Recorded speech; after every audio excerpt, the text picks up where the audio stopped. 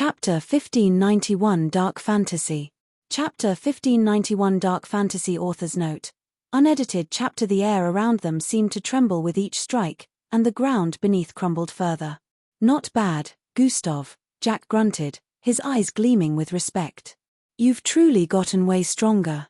Gustav smirked, dodging a particularly fierce punch. I had to, didn't I? With a mutual understanding, they launched themselves into the sky, heading for outer space where they could unleash their full strength without causing undue destruction on Earth. As they ascended, the city lights below them grew distant, replaced by the vast expanse of stars. In the weightlessness of space, they continued their battle. Their blows caused ripples in the fabric of the cosmos. Their physical strength alone was immense, each punch sending shockwaves that traveled across the void. They refrained from using any supernatural abilities, relying solely on their raw power. Let's see if you can keep up, Jack said, his voice in challenge as though he hadn't accepted the fact that Gustav was now the world's strongest. Gustav responded with a powerful right hook, sending Jack hurtling through space. Jack quickly recovered, charging back with equal force. They collided again, the impact causing a nearby star to shatter into fragments. Its light got extinguished in an instant. For what felt like hours, they battled relentlessly, neither gaining a clear advantage. Their physical strength seemed evenly matched. Finally, as they hovered amidst the wreckage of the destroyed star, Jack raised a hand. All right, Gustav. I acknowledge your strength. You're the real deal. Gustav nodded with a steady breath despite the intensity of their fight. Thanks, Jack. They returned to Earth, landing back on the rooftop where their battle had begun. The night was still, the city below unaware of the epic clash that had just taken place above them. Jack leaned against the railing, looking out over the city. You've come a long way, Gustav. Although, I'd still like to say I'm stronger because I can sense you're not even an alpha-ranked mixed blood yet. I know you have abilities that could make anyone unable to move a muscle. Gustav pulled a small rounded button from his storage space and handed it to Jack. There's something you need to have. Jack took the button, examining it curiously. What's this? It's a data storage button, Gustav explained.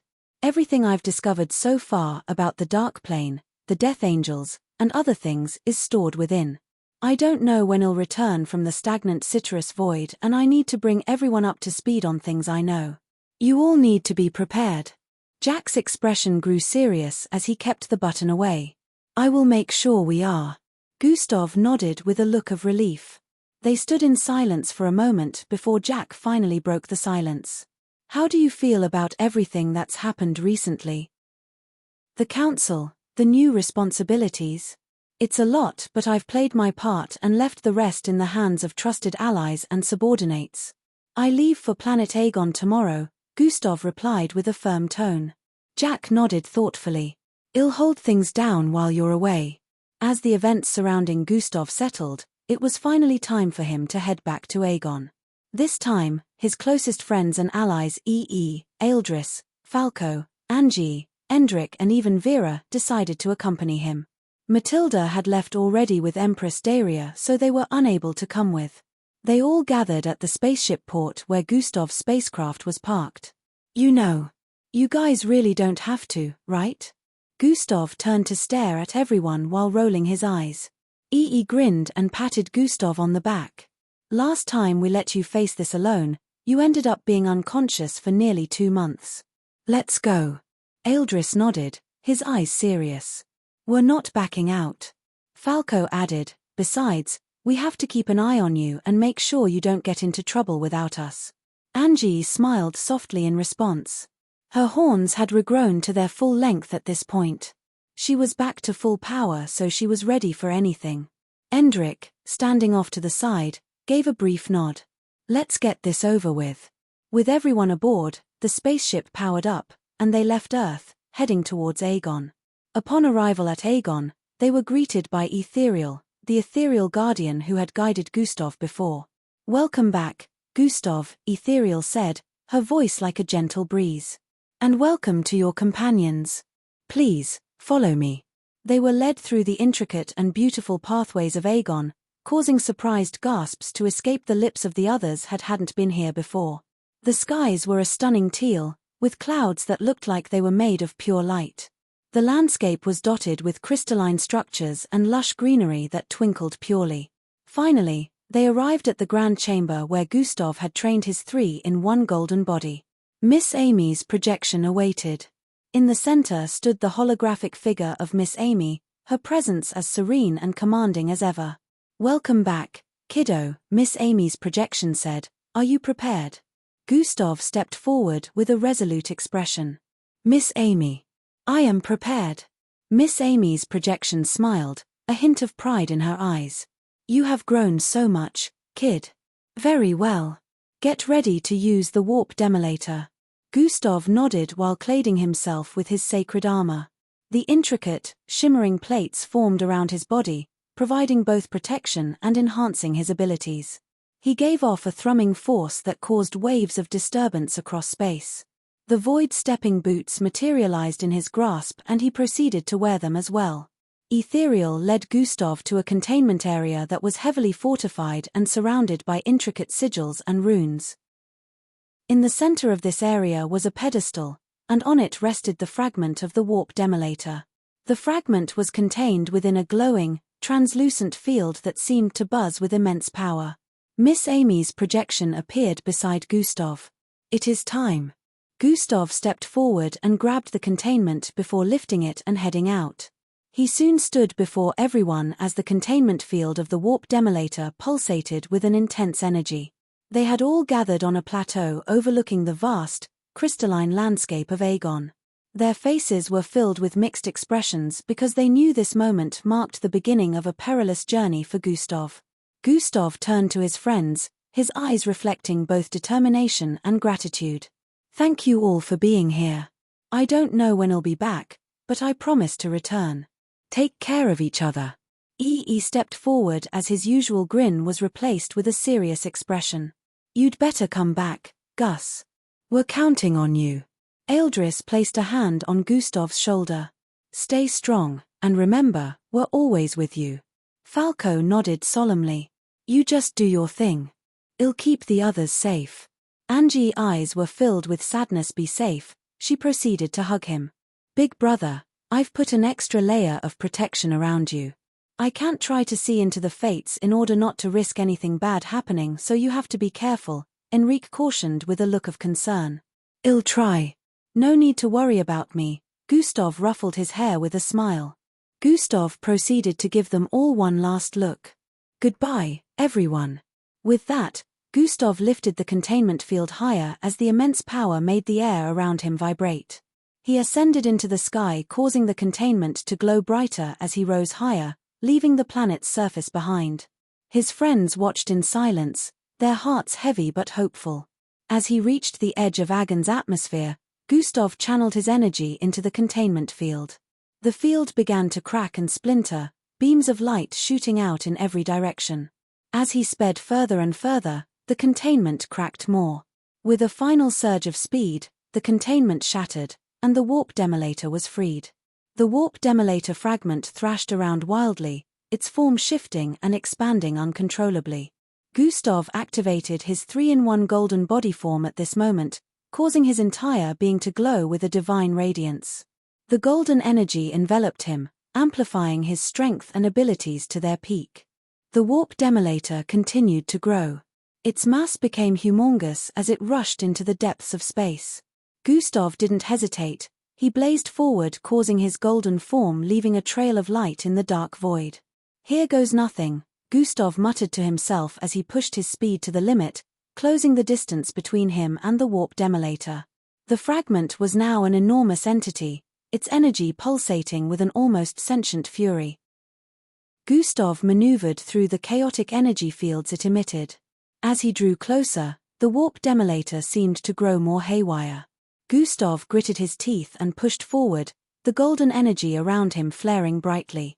To Hushi Tilda with a burst of speed, Gustav flew directly into the heart of the warp demolator. Chapter 1592 Celestial Decree. Chapter 1592 Celestial Decree. Author's note. Unedited chapter. Miss Amy didn't respond immediately.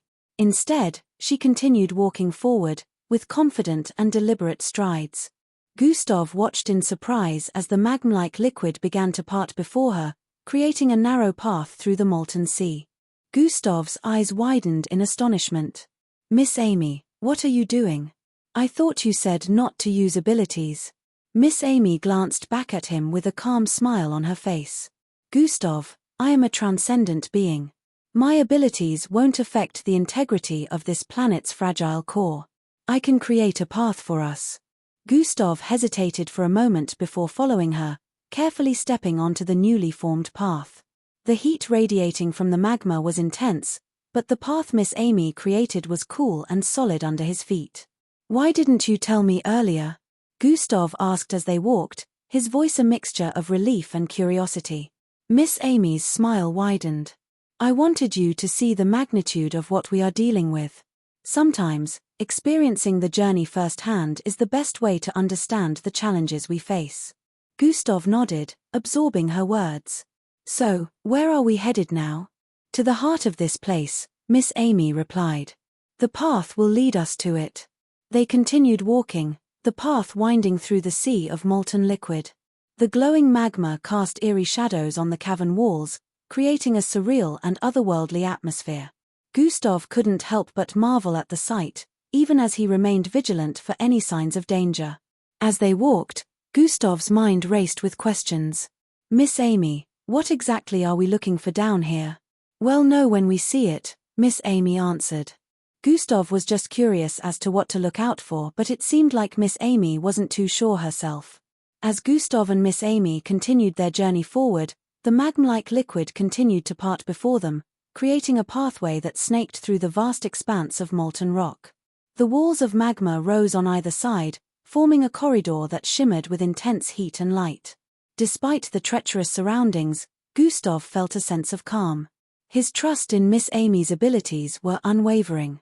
They walked in silence for what seemed like hours, the only sounds being the bubbling of the magma and the soft tap of their own footsteps. The path beneath their feet gradually began to change, shifting from the rough, uneven surface of the chasm to something more refined and constructed. The ground took on a smoother texture, and intricate patterns began to emerge, etched into the very rock itself. Gustav paused, glancing around in awe. "The ground here, it's unscathed." Miss Amy nodded. "Yes, kiddo. We're getting closer." As they continued, the refined ground gave way to an expansive platform that stretched out before them. It was incredibly large, its surface unscathed by the surrounding magma. The platform's structure was nearly indescribable. It was a blend of intricate patterns and futuristic designs that seemed both ancient and advanced. At the center of the platform stood a structure that seemed to defy the very fabric of reality. It was both in time and out of time, a paradoxical blend of past and future. Various technological constructs adorned its surface, their designs sleek and incredibly advanced. Holographic interfaces flickered with streams of data, and strange, glowing symbols adorned the walls. Gustav's eyes widened in astonishment. "Is this it?" Miss Amy smiled, her eyes filled with a sense of reverence. "Yes, Gustav, this is Dimension 6. Gustav stepped forward, his gaze fixed on the structure. Dimension 6. At last. However, Gustav couldn't see the system notification alert that he had completed the second 5 years quest just yet. He figured that he probably needed to get in first. The knowledge and power contained here will help you understand your origins. Prepare yourself, Gustav. What you'll find in there will be beyond your current imagination. Bet.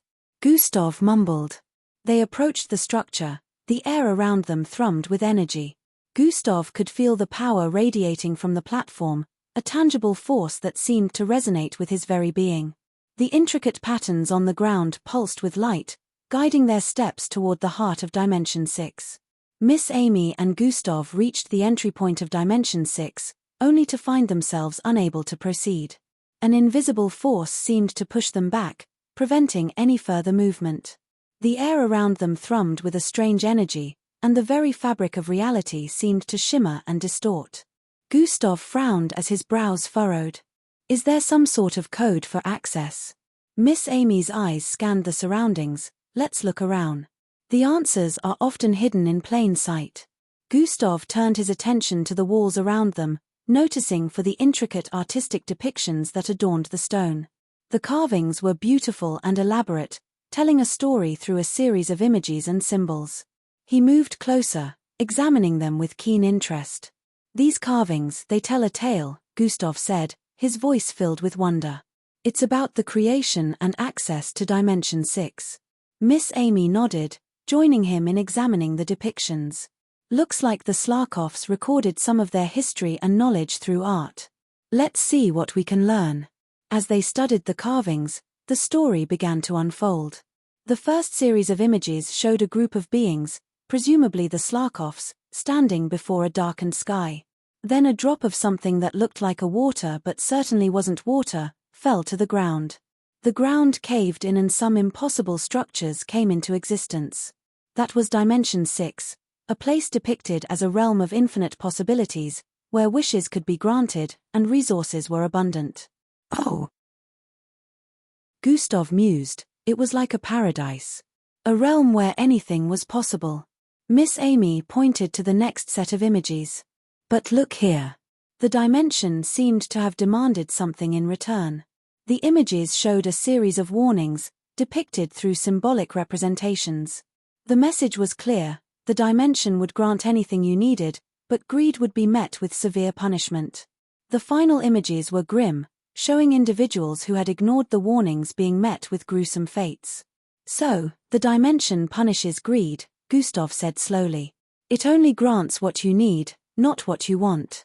Those who were greedy faced dire consequences." Miss Amy's expression was serious. "It looks like the power of Dimension 6 is immense, but it wishes to be respected. It possesses sentience. We must be mindful of our intentions." Gustav nodded. "There must be a way to pass this barrier. We must be something we're missing." They continued to examine the carvings, looking for any clues that might help them. Gustav's eyes fell on a small, almost hidden depiction near the bottom of one of the walls. It showed a figure getting something and afterwards getting pushed out. After the depictions, the images seemed to display some changes. People trying to get in but being unable to. There is no access. It's locked. Forever, Gustav came to this realization. If the dimension had been in existence since before the planet got pulled into the stagnant citrus void, there was no doubt that it had been locked for centuries already. What were they supposed to do about that? "There has to be some sort of way to get in," Gustav said while moving around. He went around again and scanned the surroundings multiple times but still came up blank. It looked like Dimension 6 was thoroughly sealed without no form of entry. Did that mean coming here was for naught? He couldn't possibly let it end here now that they had reached this pivotal point. "Miss Amy, can I use my abilities now?" Gustav inquired. "Yeah, sure. Dimension 6 blankets the surroundings so the planet's core will be O." Even before Miss Amy could answer completely.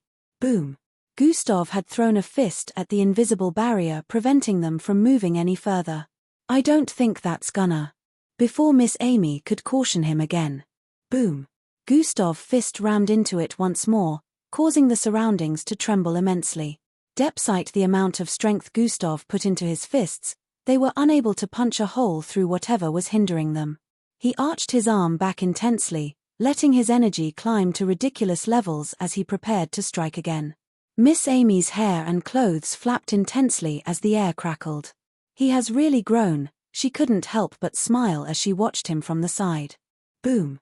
Gustav's fist drove into the hindrance, causing a devastating clash to ring out as torrents of wind swept across the surroundings. Even the magma in the surroundings were affected by this, causing a storm of steam to erupt. After a couple of seconds, the steam slowly reduced and the hindering invisible wall remained unmoving. Even the ground beneath their feet didn't crack from Gustav's intensity. There was no doubt that Dimension 6 power was astronomical. "Kohila," Gustav called forth as rhombus-shaped patterns of light surrounded his form. Chapter 1593 Help the People. Chapter 1593 Help the People. Author's note. Unedited chapter. Philip was 15, so he wasn't that much old, but his physique made him look like he was age mates with Gustav and Angie. Philip's eyes lit up with excitement. You really are the strongest. Everyone won't stop talking about you at school. Angie rolled her eyes, but there was a fond smile on her face as she watched the interaction. Her family had always welcomed Gustav, treating him like one of their own, and seeing them together like this made her feel like, for just a moment, things were normal. Why don't you all sit down and relax? Angie's mother suggested, ushering them into the living room. I'll make something for us to eat. Gustav, Endrik, Willendor, and Angie followed her lead, settling into the cozy living room. For a while, the conversation flowed easily, the warmth of the home vastly different to the chaos that had just ended outside. It was a moment of peace. As the sun began to set, casting a soft orange glow through the windows, Angie sat beside Gustav as her hand rested lightly on his arm. See, she said with a gentle smile. Taking a moment doesn't mean giving up. We'll handle the sword and everything else. But for now, just breathe. Gustav sighed, leaning back into the couch. You're right, he admitted quietly. I needed this more than I thought. She smiled at him, her eyes filled with understanding. We all need these moments. You're not in this fight alone, Gustav. Remember that.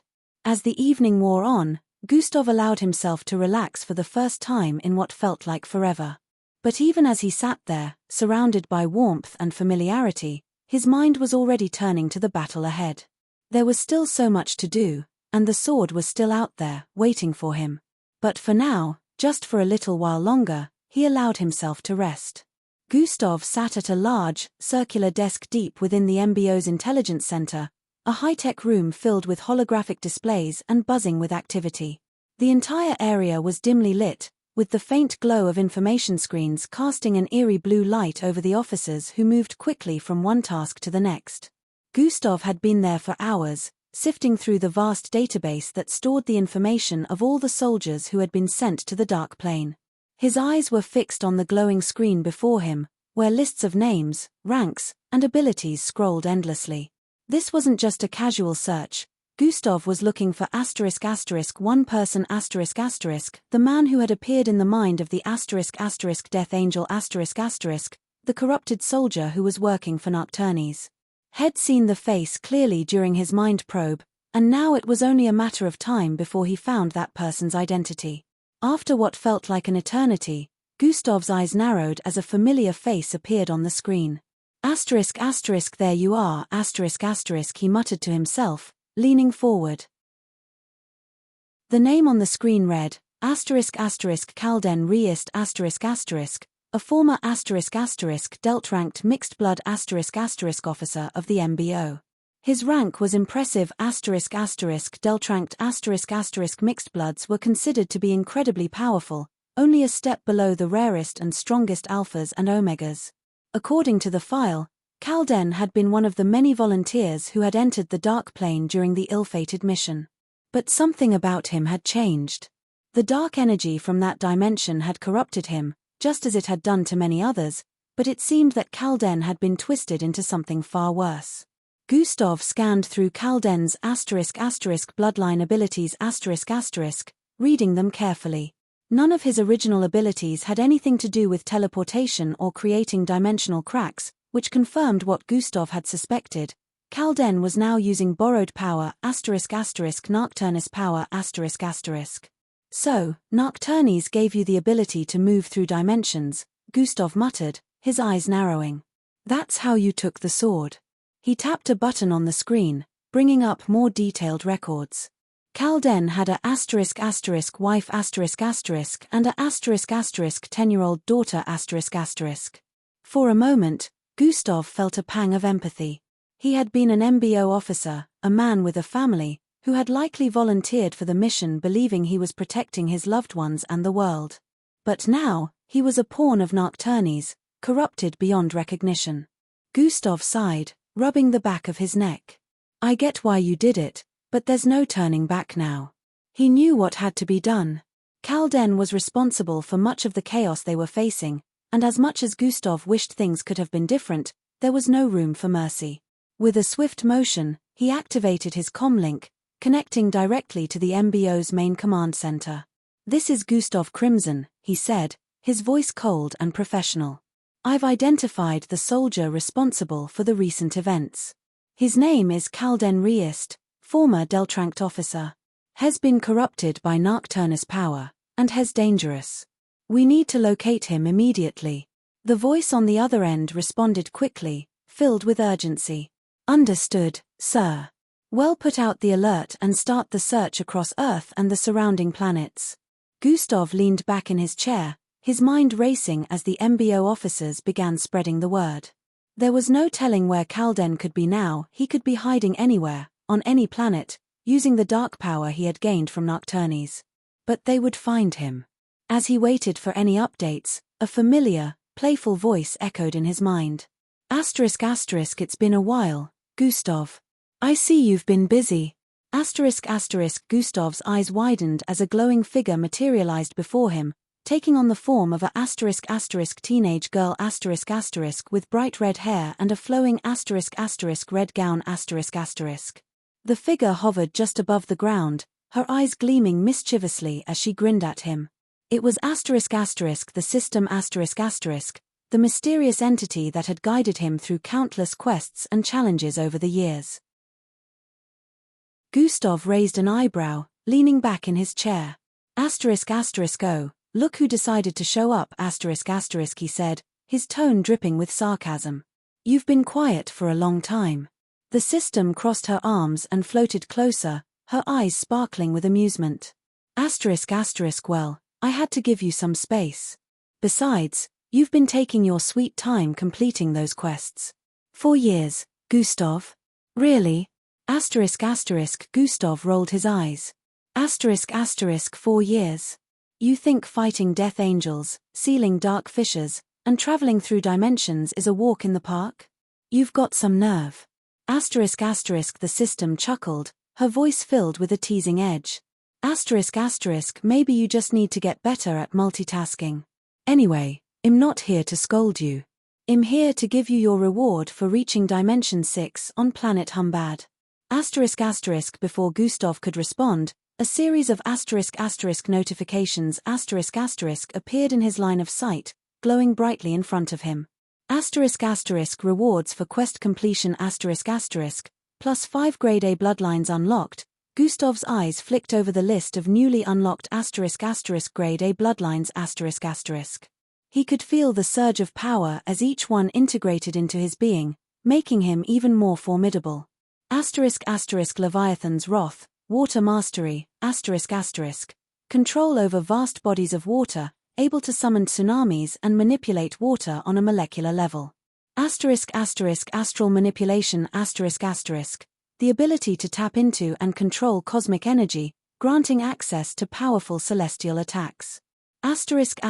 Elemental Fusion, the capability to merge different elements together, creating devastating combinations like molten lava and storms of ice. Temporal Blade, mastery over time manipulation, allowing Gustav to accelerate, freeze, or reverse the time flow within a limited area. Echoform, the ability to create duplicates of oneself made from pure energy, each copy as strong as the original for a short duration. Not bad, right? The system said, floating lazily around him.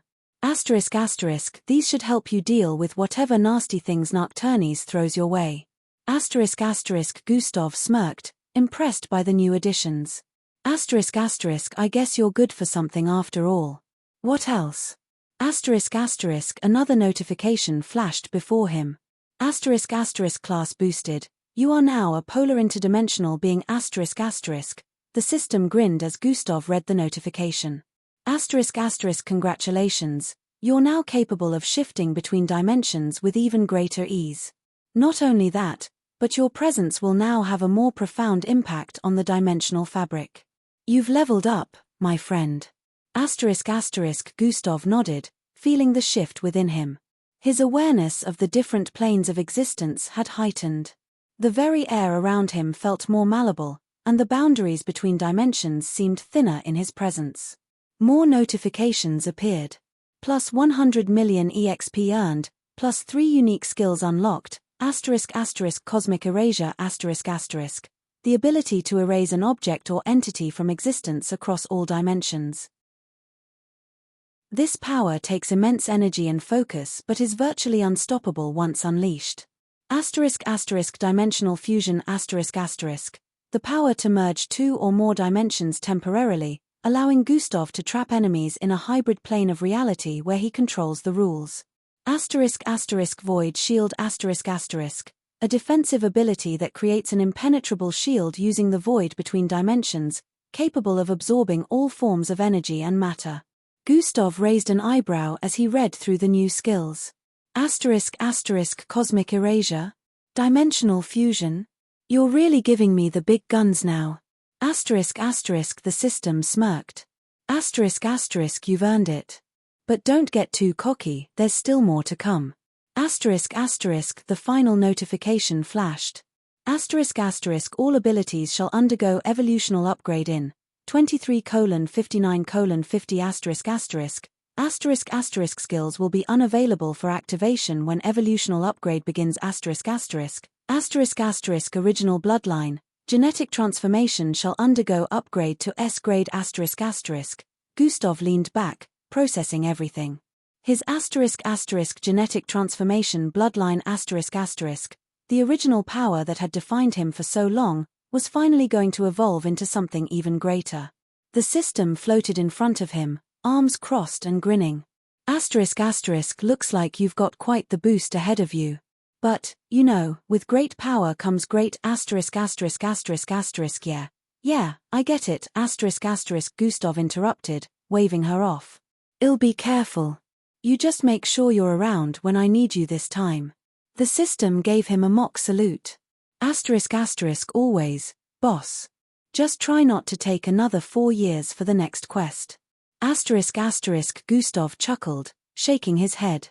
***, no promises. ***, as the system faded back into his subconscious, Gustav leaned forward, ready to put his new abilities to the test. There was still a lot to do, and now he had the power to do it. ***, to be continued. ***, Empress Daria, with her authoritative bearing, still managed to engage in light-hearted banter, showing a more relaxed side of herself that was rarely seen. Nearby, Falco, Eldris, Endrick, and Rhea were having the time of their lives at the shore. EE's melanin skin glistened in the sunlight, his wet, bushy afro hair bouncing as he moved. His infectious laughter filled the air as he cracked jokes and splashed water at his friends. You look like a sea monster with that hair, Falco teased while ducking to avoid another splash. Oh yeah, retorted with a grin. At least I don't look like a rat that got drowned in milk, Falco. Eldris had built an impressive sandcastle, much to the admiration of the others. Check this out, he said proudly, gesturing to his creation. A castle fit for a king. Eldris rarely ever showed this childish side of him, so it is quite heartwarming to see him playing around like this. Endrick dashed around with youthful energy whole making small crabs float from the middle of the ocean. Got one, he exclaimed while holding up a tiny crab for everyone to see before gently releasing it back into the water. Rhea lored at Endrick's antics and joined in the fun. Meanwhile, Gustav sat a little distance away, looking effortlessly handsome in his summer outfit. His presence commanded attention, and many of the ladies on the beach couldn't help but steal glances at him. However, Gustav paid them no mind. His focus was elsewhere, his eyes fixated on the holographic system notification panel that only he could see. The panel displayed 2 messages that had been occupying his thoughts for days: 5-year quest completed, 1/2 become the world's strongest mixed blood, issuing rewards. Gustav furrowed his brow, trying to make sense of the messages. He had completed one of the quests, but the reward had yet to manifest. What was taking so long? As he pondered this, Angie approached him, her eyes sparkling with happiness. Hey, Gus, she said, sitting beside him and nudging him playfully. You're missing out on all the fun. Gustav smiled, his eyes softening as he looked at her. I know, Angie. Just got carried away for a bit. Angie tilted her head as her gaze flickered with concern. You know we came here to relax, right? Gustav sighed while running a hand through his hair. Yeah, you're right. I should probably put everything away in the meantime. Angie placed a reassuring hand on his arm. Come on, a lot has happened. Why don't we enjoy the vacation? You've earned it. Gustav nodded, appreciating her words. Thanks, Angie. She smiled, her eyes filled with warmth. Now come on, let's join the others. As they walked toward the shore, the rest of the group noticed them and cheered. Finally decided to join us, huh? Falco called out, grinning. Gustav chuckled. Couldn't let you have all the fun. EE splashed water at him playfully. Watch out, ladies and gentlemen, the world's strongest mixed blood is here. Gustav laughed, shaking the water from his hair. Yeah. Let's just enjoy the day. They spent the next few hours swimming, playing beach volleyball, and lounging in the sun. Playing games like this had to be done with caution because if they weren't careful, they could make it inconvenient for everyone else around them. For instance, if Gustav hit a volleyball with as little as a tiny fraction of his strength, it could burrow straight through a person. Fortunately, they managed to have fun. Gustav found himself relaxing and temporarily forgetting about recent events. The sound of his friends' laughter, the warmth of the sun, and the coolness of the water all combined to create a perfect day. As the sun began to set, painting the sky in hues of orange and pink, the group gathered around a bonfire they had built on the beach. The flames crackled and danced, casting a warm glow over their faces. Empress Daria, always dignified, even in a swimsuit, raised a toast. To friendship, to courage, and to the future, she said, her voice resonant with pride. To the future, everyone echoed, raising their glasses. As they sat around the fire, sharing stories and reminiscing, Gustav felt a sense of peace he hadn't experienced in a long time. The quest notification still lingered in the back of his mind, but for now, he was content to be surrounded by those he cared about. Later around midnight, the luxurious resort was quiet. The sounds of the ocean waves was a gentle background melody. The group had enjoyed their time on the beach, and now they retired to their rooms, each one designed to provide the utmost relaxation. Gustav's room was no exception. It was a spacious suite with high ceilings, adorned with elegant furnishings. Dapped in fine linens, the king-sized bed sat against a wall adorned with tasteful artwork. Soft fluorescent lighting created a serene atmosphere, while a large window offered a breathtaking view of the moonlit ocean. A small seating area with plush chairs and a coffee table invited relaxation, and the bathroom, visible through an open door, boasted a deep soaking tub and a rainfall shower. Gustav sat in one of the chairs, his eyes fixated on the holographic system notification that hovered in front of him. 5-year quest completed, 1/2 become the world's strongest mixed blood, issuing rewards. He had been staring at it for days, the mystery of the delayed reward gnawing at him. Gustav sat in one of the chairs, his eyes fixated on the holographic system notification that hovered in front of him. 5-year quest completed, 1/2 become the world's strongest mixed blood, issuing rewards. He had been staring at it for days, the mystery of the delayed reward gnawing at him. His thoughts were interrupted by a soft knock at the door. Before getting up and crossing the room. As expected, he opened the door to find Angie standing there. Hey, she greeted softly, stepping inside when he motioned for her to enter. Hey, Angie, Gustav replied, closing the door behind her. What's up? I couldn't sleep, she admitted, her eyes searching his. I wanted to talk to you. Gustav nodded, leading her to the seating area. They sat down, the soft cushions sinking under their weight. What's on your mind? Angie took a deep breath. I've been thinking about what happened during the trial. How did you manage to dominate the darkness and regain consciousness? You're really Gustav, right? Gustav's expression grew serious. It's not something I managed to do easily, he began. I've been fighting that darkness since the day I saved you. That was the reason I chose to be unconscious in the first place. It provided me a better chance. Angie listened intently, her eyes never leaving his. But you managed to control it. How? I didn't really dominate it. I just isolated it using the 3-in-1 golden body. It allowed me to compartmentalize the darkness, keep it confined to one area. He lifted his shirt, revealing the left side of his abdomen where a dark, swirling pattern was etched into his skin. The sight of it was both mesmerizing and unsettling. This is where I've isolated the darkness, he explained. It could increase my strength to unprecedented heights, but it would also make me lose my mind. That's why I've decided to keep it isolated forever. Angie's eyes widened in surprise and curiosity. She reached out, her fingers lightly tracing the dark pattern.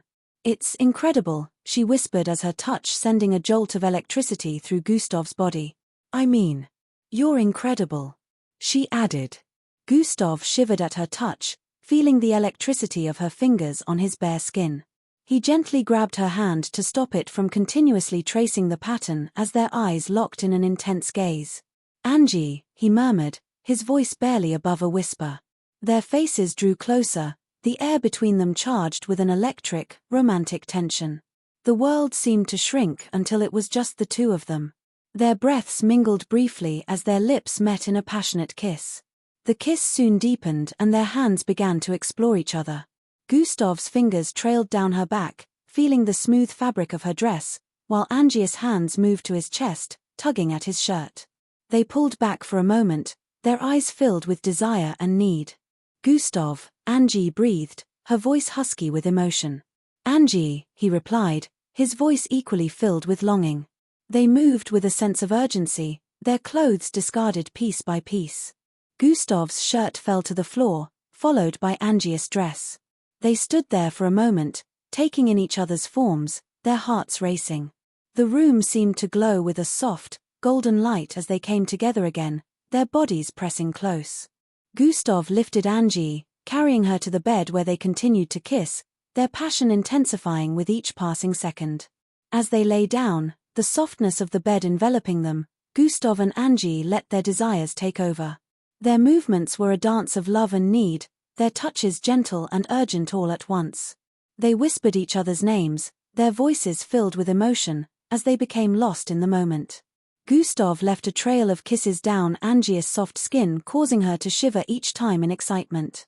She could feel something hard and thick poking her belly region. She instinctively reached out to grab it. Chapter 1594 Fractured Seal. Chapter 1594 Fractured Seal. Author's note. Unedited chapter. The air around them seemed to tremble with each strike, and the ground beneath crumbled further. Not bad, Gustav, Jack grunted, his eyes gleaming with respect. You've truly gotten way stronger. Gustav smirked, dodging a particularly fierce punch. I had to, didn't I? With a mutual understanding, they launched themselves into the sky, heading for outer space where they could unleash their full strength without causing undue destruction on Earth. As they ascended, the city lights below them grew distant, replaced by the vast expanse of stars. In the weightlessness of space, they continued their battle. Their blows caused ripples in the fabric of the cosmos. Their physical strength alone was immense, each punch sending shockwaves that traveled across the void. They refrained from using any supernatural abilities, relying solely on their raw power. Let's see if you can keep up, Jack said, his voice in challenge as though he hadn't accepted the fact that Gustav was now the world's strongest. Gustav responded with a powerful right hook, sending Jack hurtling through space. Jack quickly recovered, charging back with equal force. They collided again, the impact causing a nearby star to shatter into fragments. Its light got extinguished in an instant. For what felt like hours, they battled relentlessly, neither gaining a clear advantage. Their physical strength seemed evenly matched. Finally, as they hovered amidst the wreckage of the destroyed star, Jack raised a hand. All right, Gustav. I acknowledge your strength. You're the real deal. Gustav nodded with a steady breath despite the intensity of their fight. Thanks, Jack. They returned to Earth, landing back on the rooftop where their battle had begun. The night was still, the city below unaware of the epic clash that had just taken place above them. Jack leaned against the railing, looking out over the city. You've come a long way, Gustav. Although, I'd still like to say I'm stronger because I can sense you're not even an alpha-ranked mixed blood yet. I know you have abilities that could make anyone unable to move a muscle. Gustav pulled a small rounded button from his storage space and handed it to Jack. There's something you need to have. Jack took the button, examining it curiously. What's this? It's a data storage button, Gustav explained. Everything I've discovered so far about the Dark Plane, the Death Angels, and other things is stored within.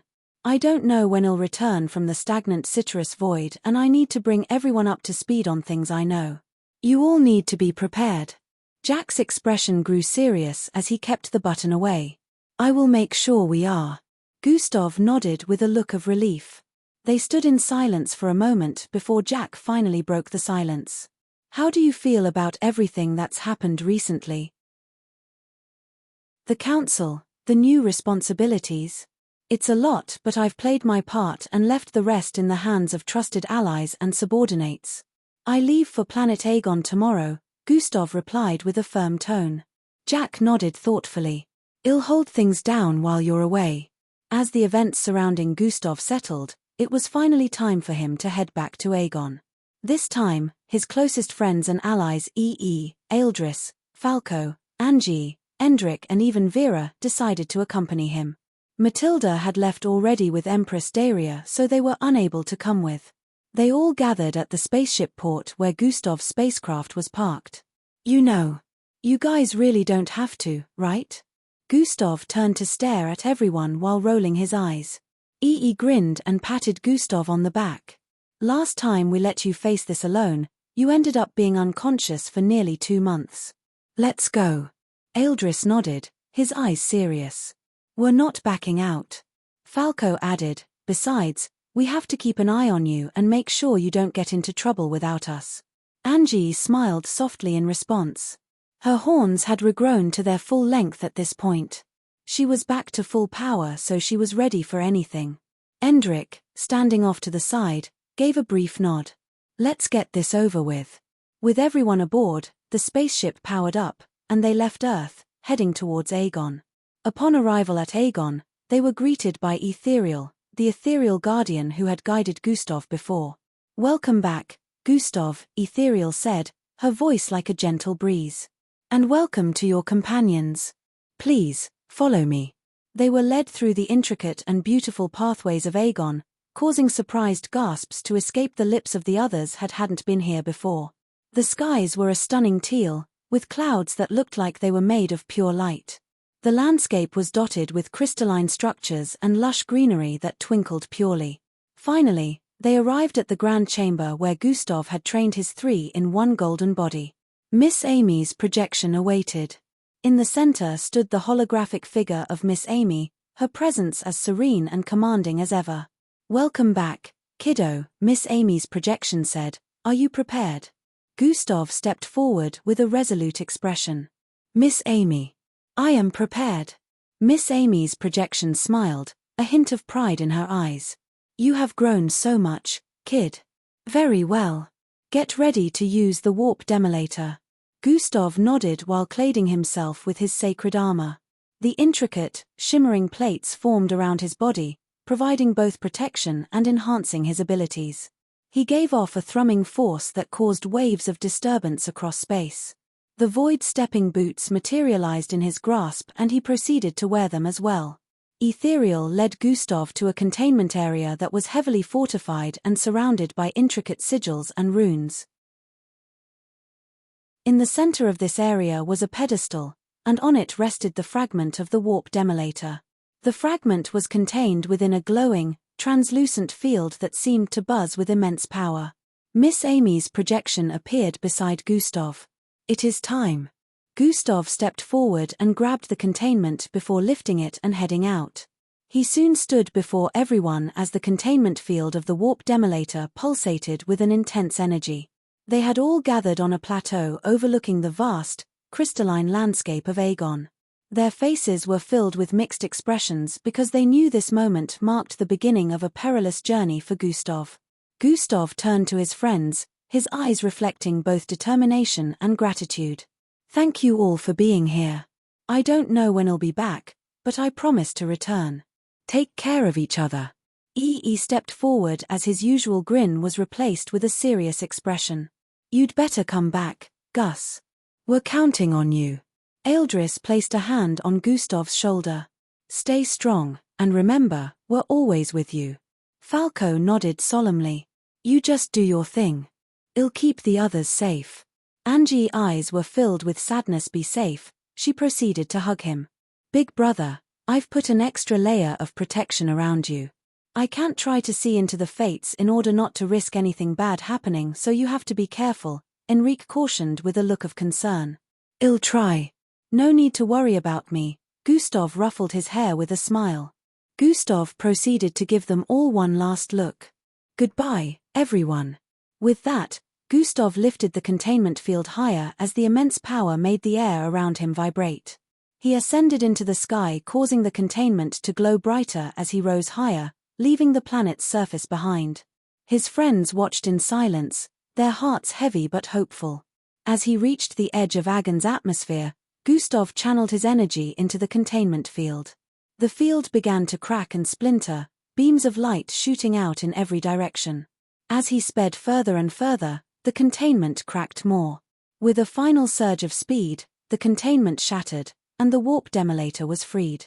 The warp demolator fragment thrashed around wildly, its form shifting and expanding uncontrollably. Gustav activated his 3-in-1 golden body form at this moment, causing his entire being to glow with a divine radiance. The golden energy enveloped him, amplifying his strength and abilities to their peak. The warp demolator continued to grow. Its mass became humongous as it rushed into the depths of space. Gustav didn't hesitate. He blazed forward, causing his golden form leaving a trail of light in the dark void. Here goes nothing, Gustav muttered to himself as he pushed his speed to the limit, closing the distance between him and the warp demolator. The fragment was now an enormous entity, its energy pulsating with an almost sentient fury.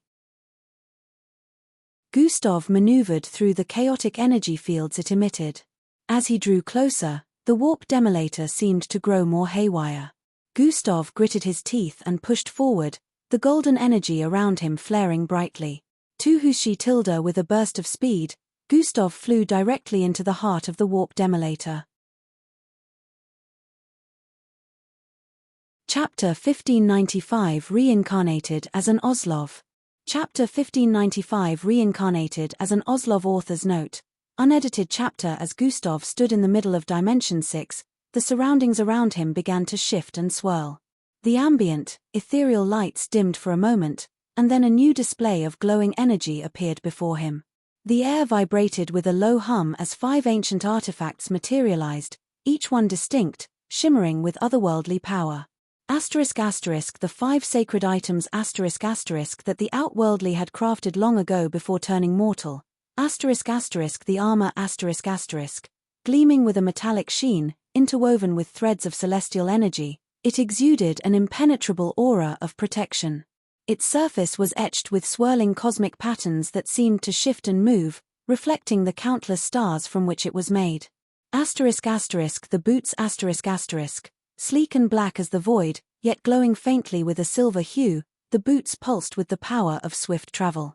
A single step in these boots could carry one across galaxies in an instant. Cohelia a strange, multicolored rhombus-shaped being, swirling with shifting hues. It pulsed with life, as though it were sentient. Gustav knew this being was capable of swallowing anything into its endless void, matter, energy, or even concepts of existence. The ancient hourglass its sands shimmered with the glow of 1,000 stars, flowing in both directions, forward and backward, representing the manipulation of time itself. The sword a blade forged from the very fabric of the universe, its edge gleamed with the light of 1,000,000 stars, as if each strike would ripple through the very fabric of reality. Gustav's gaze moved over each item, recognizing the sheer power each one held. As the 5 sacred items floated before him, the construct began to shift again, revealing a new set of instructions in the form of glowing symbols and ancient runes. The ritual was shown to Gustav, the process that needed to be followed to merge the 5 sacred items into one. He watched intently as the display revealed that once the ritual was complete, the 5 items would come together and form a *** translucent humanoid being ***, its core swirling with galaxies, nebulae, and the vastness of space itself. When the merging is complete, the construct's voice resonated around him, the being will combine with you, and you will regain your full outworldly power. But then, the construct shifted again, this time showing Gustav a series of locations scattered across the universe. These places shimmered with a faint glow, indicating where the *** vestiges of the outworldly's power *** had been sealed long ago. These are the locations, the construct explained, where the remnants of your original power were hidden. Before the merging can occur, you must first journey to these places and extract the vestiges. Only then will you be able to perform the ritual of merging the sacred items. The process must be done in sequence. If attempted out of order, it will result in failure. Gustav absorbed the information, his mind racing as he took in the enormity of the task before him. These sacred items represented aspects of his former self, pieces of a puzzle that, once completed, would make him whole again. But first, he had to reclaim what was his. "I understand," he murmured. "First, I retrieve the vestiges, then I perform the ritual." The display faded as Gustav stood in silence for a moment, his resolve hardening. He was ready. Nocturnes was growing stronger, and the universe teetered on the brink of chaos. There was no time to waste. Elsewhere, in an unknown part of the universe the air was thick with the sounds of battle. Explosions echoed across a desolate, rocky terrain as beams of light and fire clashed in the distance. The sky was a deep, ominous red, with swirling clouds that seemed to pulse with dark energy. At the center of it all, Endrik stood with his arms raised, his brow furrowed in concentration. His eyes glowed with an ethereal light as the ground around him trembled under the weight of his telekinetic power. Massive boulders floated in the air, suspended by his will alone, before being hurled at breakneck speed toward their enemies, strange, barely clothed beings with translucent skin and shimmering spiritual auras. To his left, Rhea crouched low, her hands pressed against the earth. In an instant, the ground beneath her began to glow an intense red, turning molten as it shifted into lava-like matter ***. With a sharp motion, she thrust her arms forward, sending the liquid fire surging toward their enemies in a deadly wave. "Push forward," Endrik shouted, his voice strained from the sheer intensity of his powers. "We need to reach that sword." In the distance, towering over everything in sight, stood an incredibly massive sword its blade plunged deep into the ground. The sword was impossibly large, its hilt reaching high into the blood-red clouds above. Dark, swirling energy surrounded it, and the skies churned with storm-like fury. The sword seemed to hum with a menacing energy, its presence foreboding and ancient. The beings they were fighting spiritual guardians of the sword were fierce. Their strange, ethereal forms shimmered as they moved with unnatural speed, each one wielding powers tied to the spiritual realm. Some could phase through physical matter, while others sent out blasts of energy that disrupted the mind and soul. Next to Endrik and Rhea, another figure fought with them, an unknown warrior with the bulk and upper physique of a bull but the frame of a human. His powerful frame rippled with muscle, his movements swift and deadly.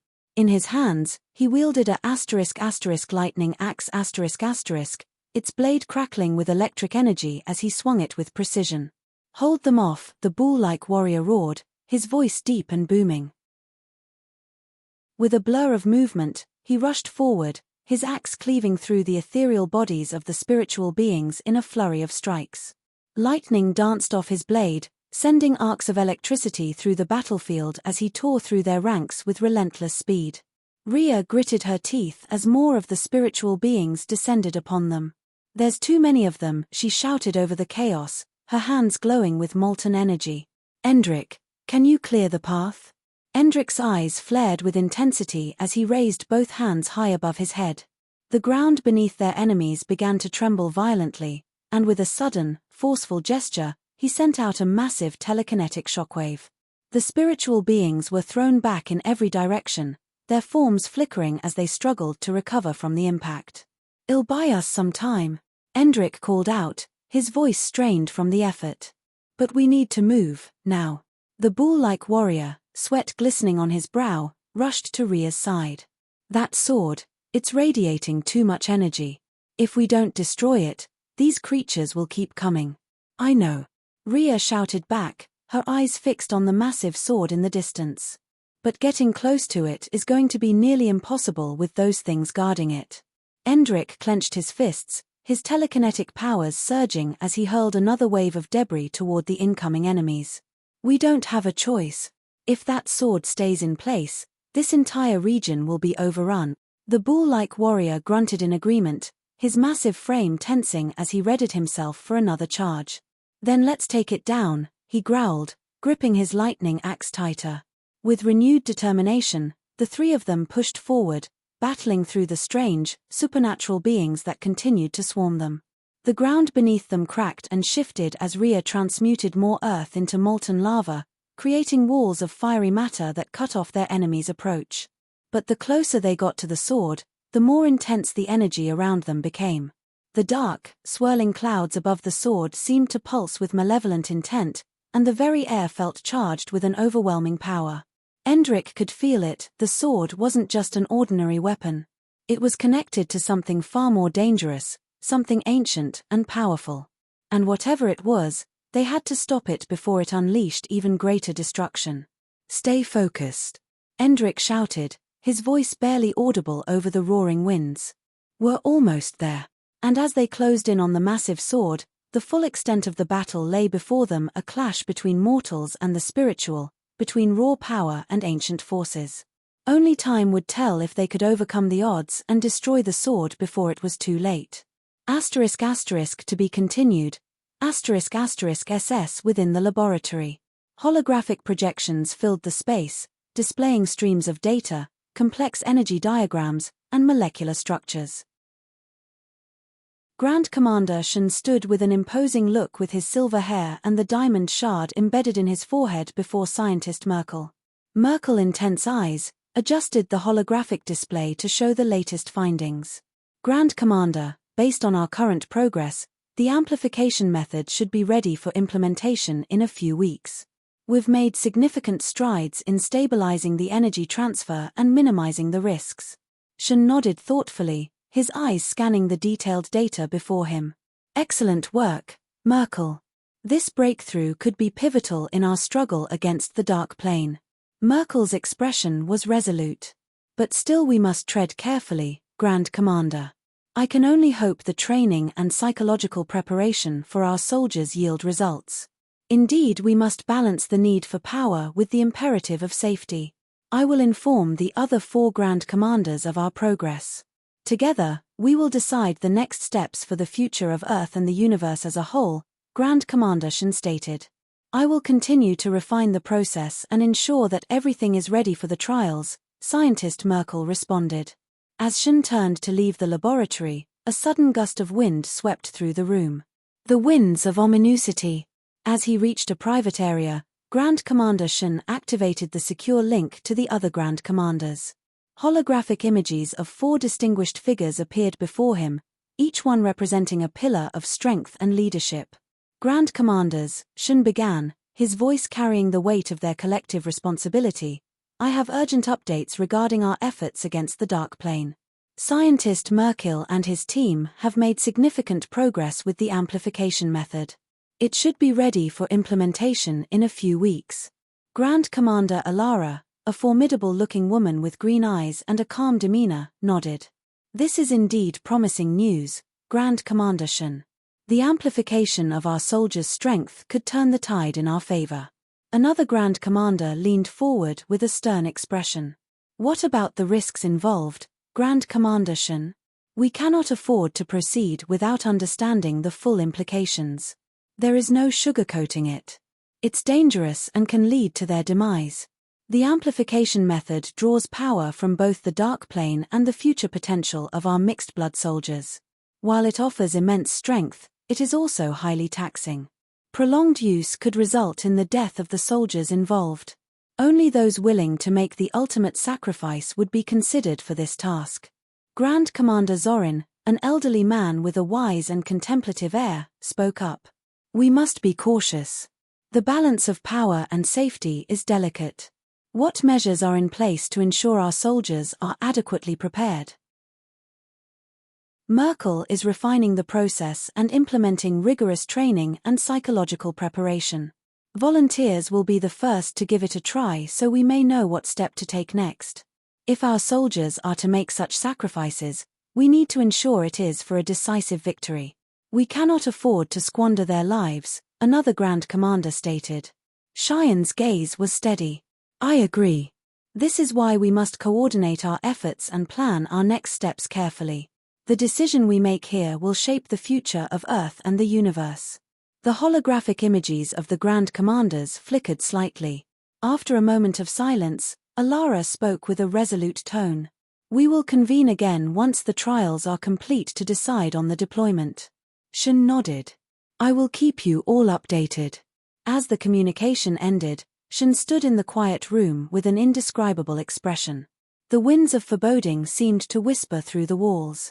Returning to the laboratory, Shen found Merkel and his team deep in their work. He approached Merkel, his presence commanding attention. Merkel, the other Grand Commanders are informed. We have their support, but we must proceed with caution. Merkel nodded. We will not falter. Our efforts will be thorough and precise. Returning to the laboratory, Shen found Merkel and his team deep in their work. He approached Merkel, his presence commanding attention. Merkel, the other Grand Commanders are informed. We have their support, but we must proceed with caution. Merkel nodded. We will not falter. Our efforts will be thorough and precise. They proceeded with their work in the laboratory, conducting simulations and stress tests to ensure stability and safety. The first selected volunteers underwent rigorous training, their resolve unwavering in the face of the immense task ahead. One evening, as the final preparations were underway, Shen gathered the team for a briefing. The room was filled with anticipation and determination. Holographic displays flickered with the latest data, casting a soft glow over the faces of those present. Everyone, Shen began, his voice resonating with authority, we stand on the brink of a new era. The work you have done here is nothing short of remarkable. The time has come to take the next step. He turned to the volunteers. You are the best of us. Your courage and dedication are an inspiration. As you prepare to engage in these trials, know that you carry the hopes and strength of all of us. We are with you, every step of the way. The volunteers stood tall, their faces reflecting a mix of pride and determination. One of them, a young woman named Kira, spoke. We know the risks, sir, and we accept them. For our people, for our future, we will do whatever it takes. Shen nodded while smiling. Thank you, Kira. Your bravery honors us all. As the volunteers prepared for the trials, the laboratory buzzed with activity. Final checks were made, systems calibrated, and the amplification process initiated. The moment arrived, and the volunteers stepped into the controlled environment for the trials. The lab fell silent, every eye fixed on the holographic displays tracking their progress. Seconds turned into minutes, each one filled with anticipation and anxiety. The data streams fluctuated, reflecting the intense energy transfer and the physical toll on the volunteers. Back on the desolate planet Humbad, the journey down the chasm had been arduous for Gustav and Miss Amy. The days stretched into a week, each one filled with the oppressive heat and the constant vigilance required to navigate the treacherous path. The walls of the chasm were lined with jagged rocks and strange, glowing symbols that seemed to pulsate with an eerie energy. The scent of sulfur drizzled across the air and the distant rumble of magma pits provided a constant, ominous soundtrack to their descent. We've been descending for so long, Gustav remarked with a slightly distraught look. Are we ever going to reach the bottom? Miss Amy nodded. We're getting close, but it appears the bottom isn't what we expected. Look. Gustav followed her gaze and saw the chasm's floor ahead, but it was covered in a bubbling, magma-like liquid. Pillars of rock protruded from the molten surface, creating a dangerous and unpredictable terrain. The red glow from the magma illuminated the entire area, casting long, flickering shadows on the rocky walls. "Be careful," Miss Amy cautioned. "I'm sure it'll be fine. I just wish we could move faster." Gustav let out a little sigh.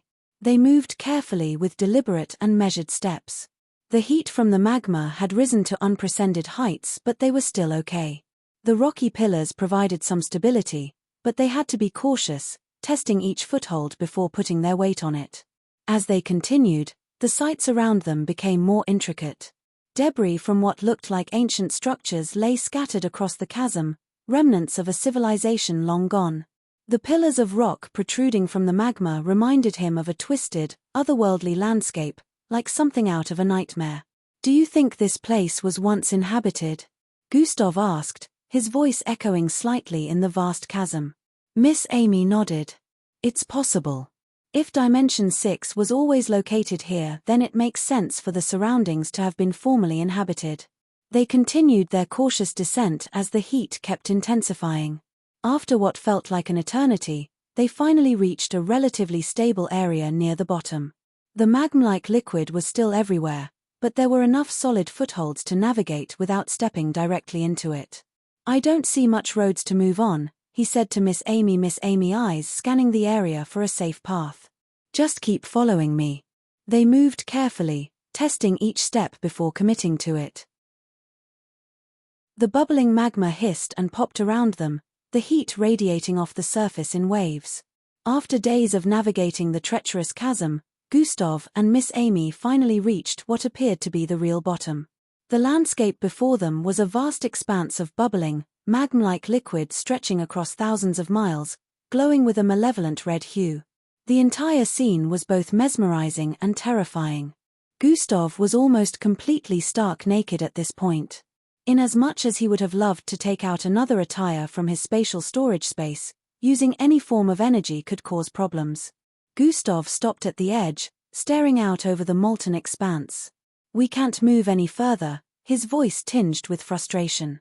"How are we supposed to find anything down here?" Chapter 1596 The Betrayal. Chapter 1596 The Betrayal. Author's note. Unedited chapter. The woman's gown was made of a silky, almost iridescent fabric that caught the light with every movement, creating a mesmerizing effect. Silver patterns, resembling constellations, were woven into the fabric, giving her an almost celestial appearance. Around her neck hung a pendant with a deep blue sapphire, its depth matching the intensity of her gaze. Gustav's eyes narrowed as he regarded them coldly. "What do you want?" he asked with an icy tone. The man spoke first. "Gustav, we've come to discuss the offer to join us as a world leader. Your influence and power could help stabilize the current unrest." Gustav crossed his arms, his gaze unwavering. "I've already made it clear that I'm not interested in a position I can't commit to. I won't be around to serve properly." The female world leader stepped forward. "The world is on the brink of chaos, Gustav. Your presence could bring the order we desperately need." Gustav's patience was wearing thin. "I don't care about your politics or your power struggles. If that's all you came to say, you can leave the way you came." The leaders exchanged glances, clearly not willing to give up so easily. "Please, Gustav," the woman pleaded. "Consider the impact you could have. A lot of people now look up to you. They trust you." Gustav smirked as a dangerous glint appeared in his eye. "I have a proposition for you. It's the only one you'll be getting from me. If you don't agree to it, we have nothing more to talk about." The leaders looked intrigued, though wary. "What is this proposition?" the man asked. "You'll hear about it at the press meeting," Gustav replied, his tone final. "Now, if you'll excuse me, I have other matters to attend to." Without waiting for a response, Gustav turned and headed toward the entrance of the skyscraper. The leaders followed at a distance, clearly unsettled by his abrupt dismissal. As he approached the ground floor, the noise from outside grew louder. The press and media were still gathered in droves. Their cameras and microphones were ready to capture any statement he made. Gustav stepped outside as the cool evening air a sharp breezed by and the surroundings were filled with the clamor of the reporters. The moment he appeared, The crowd erupted with questions. Gustav, are you considering the offer to become a world leader? What's your response to the current global unrest? Can you give us any insight into your future plans? Gustav raised a hand, signaling for silence. The reporters quieted, their eyes trained on him, eager for his words. I understand there's a lot of speculation about my role in the future, Gustav began, his voice steady and commanding. I have no interest in becoming a world leader. I cannot serve in a position that requires my constant presence when I have other responsibilities. The crowd murmured, but Gustav continued. However, I do have a proposition for the current world leaders. One that I believe could address the issues we're facing more effectively than a simple title change. The cameras zoomed in, capturing every word. The two leaders who had approached him earlier watched from the side, their expressions tense. What is this proposition? A reporter asked, his voice cutting through the murmur. Gustav's eyes scanned the crowd, his gaze intense. I propose the creation of an independent council composed of the most capable and trustworthy individuals from various fields: science, medicine, defense, and yes, law enforcement. This council would work together to address global issues, free from political agendas and corruption. They will have the power to sanction the world government and any other authoritative agencies all across the world for any wrong actions. The reporters were stunned into silence for a moment before the questions began to fly. Who would be on this council? How would they be selected? Would you lead this council, Gustav? Gustav raised his hand again, quieting them. The council members would be selected based on their expertise and integrity. They would be individuals who have proven themselves through their actions, not their words. I won't necessarily claim leadership of the council, however, I will work together with the members and the council will directly answer to me. They will carry on with their duties even when I am not present on Earth. The male world leader from earlier stepped forward, his voice carrying authority. And how do you propose we go about establishing this council? Gustav looked at him with a faint smirk. That's for the people to decide. I've given you the idea. If you truly care about stabilizing the world, you'll find a way to make it happen. After the world leaders agree to this, the people will decide on their candidates. Is this your answer? Gustav crimson? There was a tense silence as the leaders processed his words.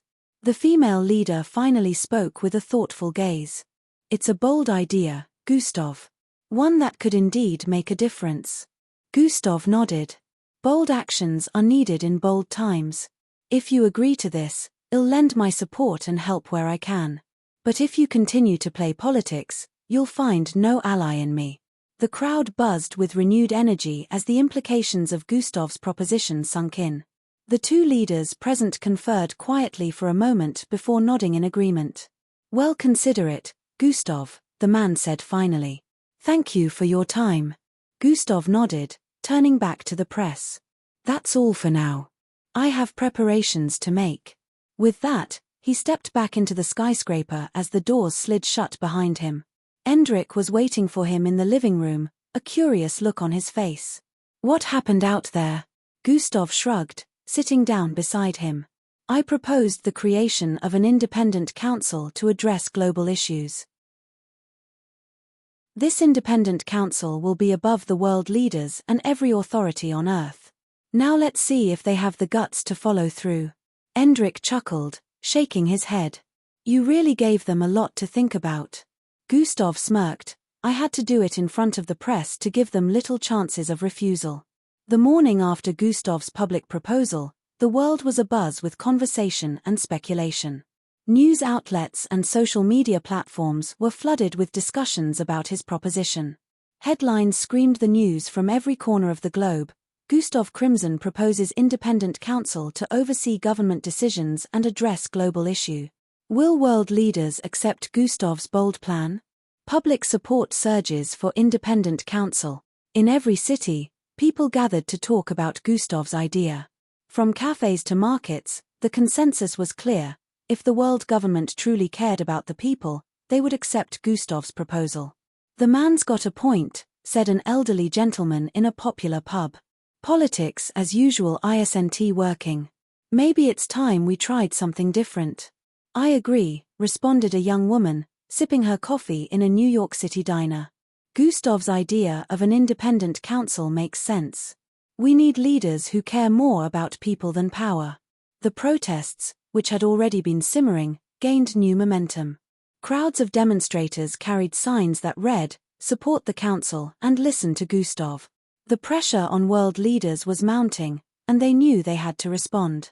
In government buildings across the globe, high-ranking officials held frantic meetings. The tension was high as they debated the merits and risks of Gustav's proposal. "This is unprecedented," said one leader, pounding his fist on the table. "We can't just hand over power to a 21-year-old. "But look at the state of the world," countered another. "If we don't act, we risk losing everything. The people are with him. They trust him." Voices rose and fell in heated arguments. Some leaders were adamantly against the idea, unwilling to relinquish their control. Others, seeing the writing on the wall, argued for change. "Think about it," urged a young diplomat.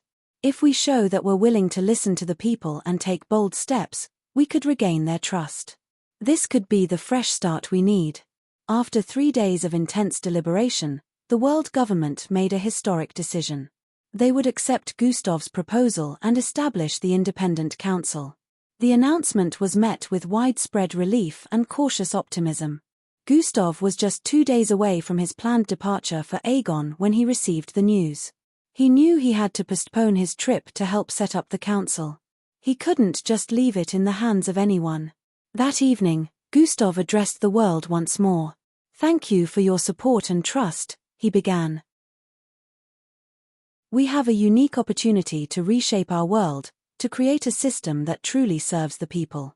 The people will select individuals of integrity and expertise to form this independent council." The following days were a whirlwind of activity. Gustav employed the help of EE and the others to set up an online platform where people could nominate and vote for candidates. They encouraged everyone to participate, emphasizing the importance of choosing individuals who embodied the values of humanity, compassion, and expertise in their respective fields. Chapter 1597 Forever Young. Chapter 1597 Forever Young. Author's note. Unedited chapter. The robed figures hesitated, clearly recognizing EE and the threat he posed. "He is one of our god-close friends," one of them voiced. "It doesn't matter. Get him." Another one of them shouted in response, and they launched themselves at him with reckless abandon. EE didn't move at first. He simply raised his hand, and with a flick of his wrist, vortexes appeared like rings around all of the attackers. In next instant, the rings closed off and body parts were separated in half. Elevera, her body trembling from exhaustion, managed a small, relieved smile. "**EE, ***, she whispered, barely able to stand. EE turned to her, his expression softening slightly. "**, I told Gustav I'd take care of this. And I always keep my word." With a single, graceful motion, EE scooped Elevera into his arms, shielding her from any further attacks as he unleashed a final, devastating blast of energy that disintegrated the remaining Gustavo Alliance members. "**, let's get you out of here," EE said softly, and before the enemies could regroup, he stepped back into the shimmering portal, disappearing into the void with Elevera. Back on Earth, Gustav stood with his team, his mind focused on the search for Kalden. But somewhere in the back of his mind, he couldn't help but feel a faint sense of relief. EE had handled it. And now, he could focus on the threat at hand. To be continued. SSSSS. Gustav's heart pounded with desperation as Angie Blade approached at a speed quicker than he could activate his dimensional bracelet. Lightning Blitz has been activated. As he triggered the lightning blitz, his form dissolved into a streak of lightning, racing away from her.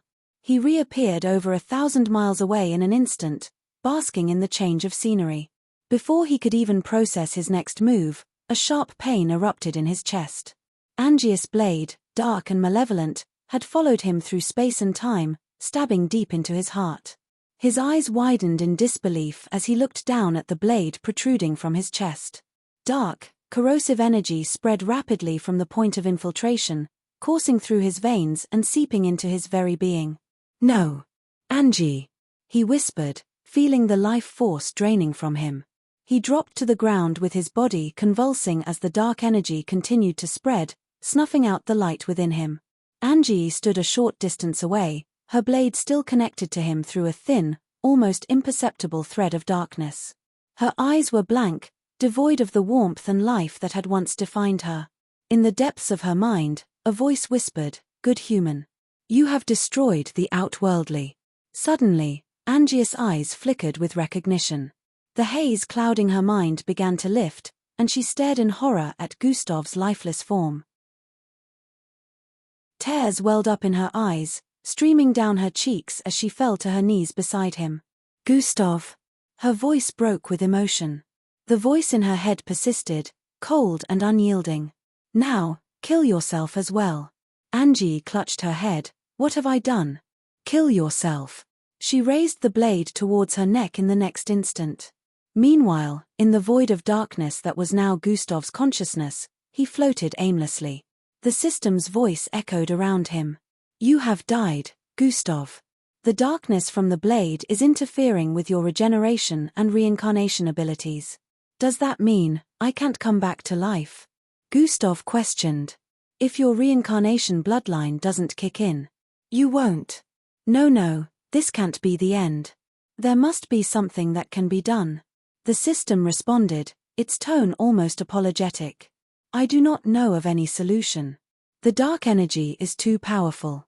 Images from the system's feedback flashed before Gustav, showing Angie kneeling by his corpse, her form racked with sobs.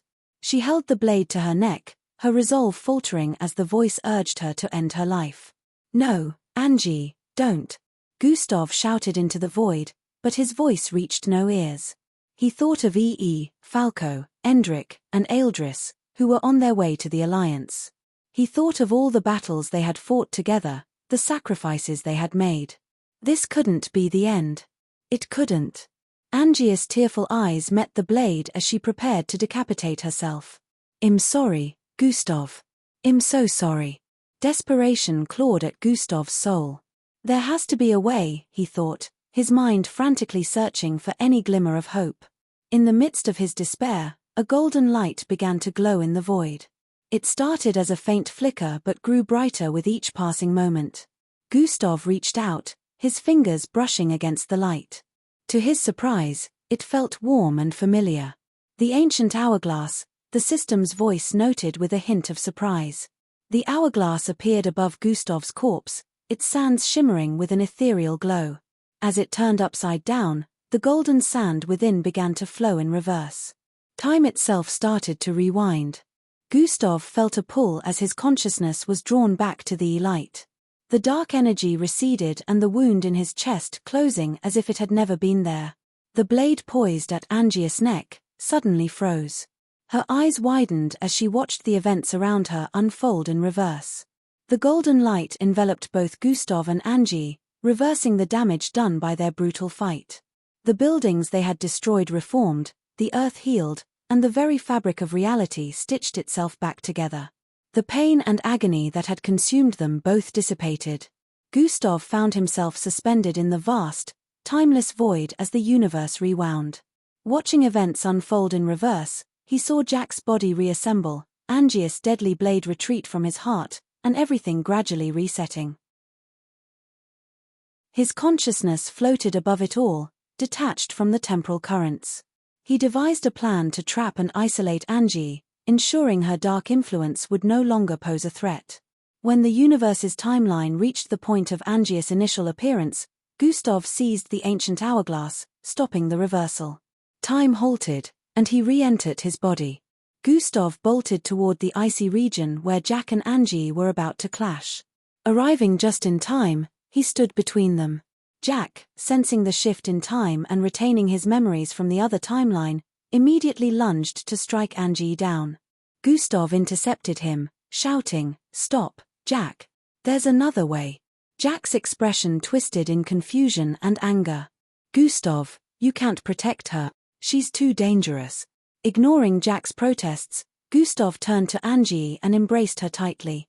"I will end your torment," he whispered. Activating assimilation, he began to absorb her body into his own. Angie struggled as the process began. Her black and white form twisted and writhed, trying to escape the pull. Krua, she screamed in a tone filled with both rage and agony. The assimilation was excruciating, each second stretching into an eternity. Gustav felt every ounce of her pain, the darkness within her fighting against him.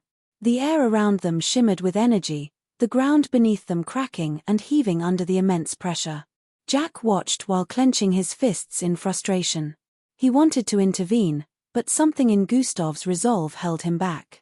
Gustav, if this goes wrong, I will have no other choice but to end you alongside with her. Gustav gritted his teeth, his voice strained. You won't have to. The process continued for nearly an hour, the struggle evident on both their faces. Slowly, Angie's dark form began to meld with Gustav's, her features blending into his own. His skin took on a pale hue, and dark tendrils of energy swirled around him. Finally, with a final, agonizing surge of power, Gustav completed the assimilation. His body now bore a mixture of his and Angie's features, a stark contrast of light and dark. He gasped for breath, feeling the surging darkness within him. Without hesitation, Gustav plunged his hand into his chest, gritting his teeth against the searing pain.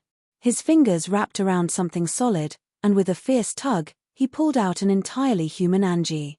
She emerged from his body, collapsing to the ground, unconscious but free from the dark influence that had consumed her. Gustav, now bearing the full brunt of the darkness, fought to contain it. The black energy roiled within him, threatening to overwhelm his senses. His vision blurred, and he felt himself slipping into unconsciousness. Kill. Destroy. Kill. Destroy. Retrieve the Dark Angel. Cause catastrophe. Kill the strongest. His mind raced with all sorts of thoughts that sought to consume him. Jack rushed forward, catching Gustav before he hit the ground. Gustav, stay with me, he shouted. Gustav's eyes fluttered open for a moment, his voice barely a whisper. Jack, take care of her. She's free now. I have to put myself to sleep, or the voices will overwhelm me. Help them. With that, Gustav's body went limp, the darkness still churning within him. Jack carefully laid him down beside Angie, both of them unconscious but alive. As the wind howled around them, Jack took a deep breath. His thoughts were a whirlwind of confusion and disbelief. This kid, you truly are something else, he muttered. But what did he mean by help them? Jack wondered internally. Inside Gustav's spacecraft, Eildris, Falco, and Endrik were gathered around the central control panel. The ship AIS voice echoed through the cabin, informing them that their journey would take approximately 3 days, after passing through designated wormholes. 3 days, EE said, tapping the console thoughtfully. That gives us enough time to review our plans and ensure we're ready for anything. Eildris nodded, his eyes shimmering with determination. We've gone over it countless times, but we need to be absolutely certain. There's no room for error. Falco leaned back in his seat as dark energy swirled subtly around his fingers. I just hope there won't be any mishaps. Rhea is counting on us. Endrik, sitting slightly apart from the others, felt a gnawing unease that he couldn't shake. He didn't want to alarm the group, so he kept his concerns to himself. As the conversation continued around him, he excused himself quietly and made his way to one of the private spaces in the ship. The room was dimly lit, providing a quiet retreat from the bustling activity outside. Endrik took a deep breath and communicated with Husarius. A glowing green dot appeared on his forehead, pulsating gently. Husarius, Endrik called softly, his voice echoing in the small chamber. I need your guidance.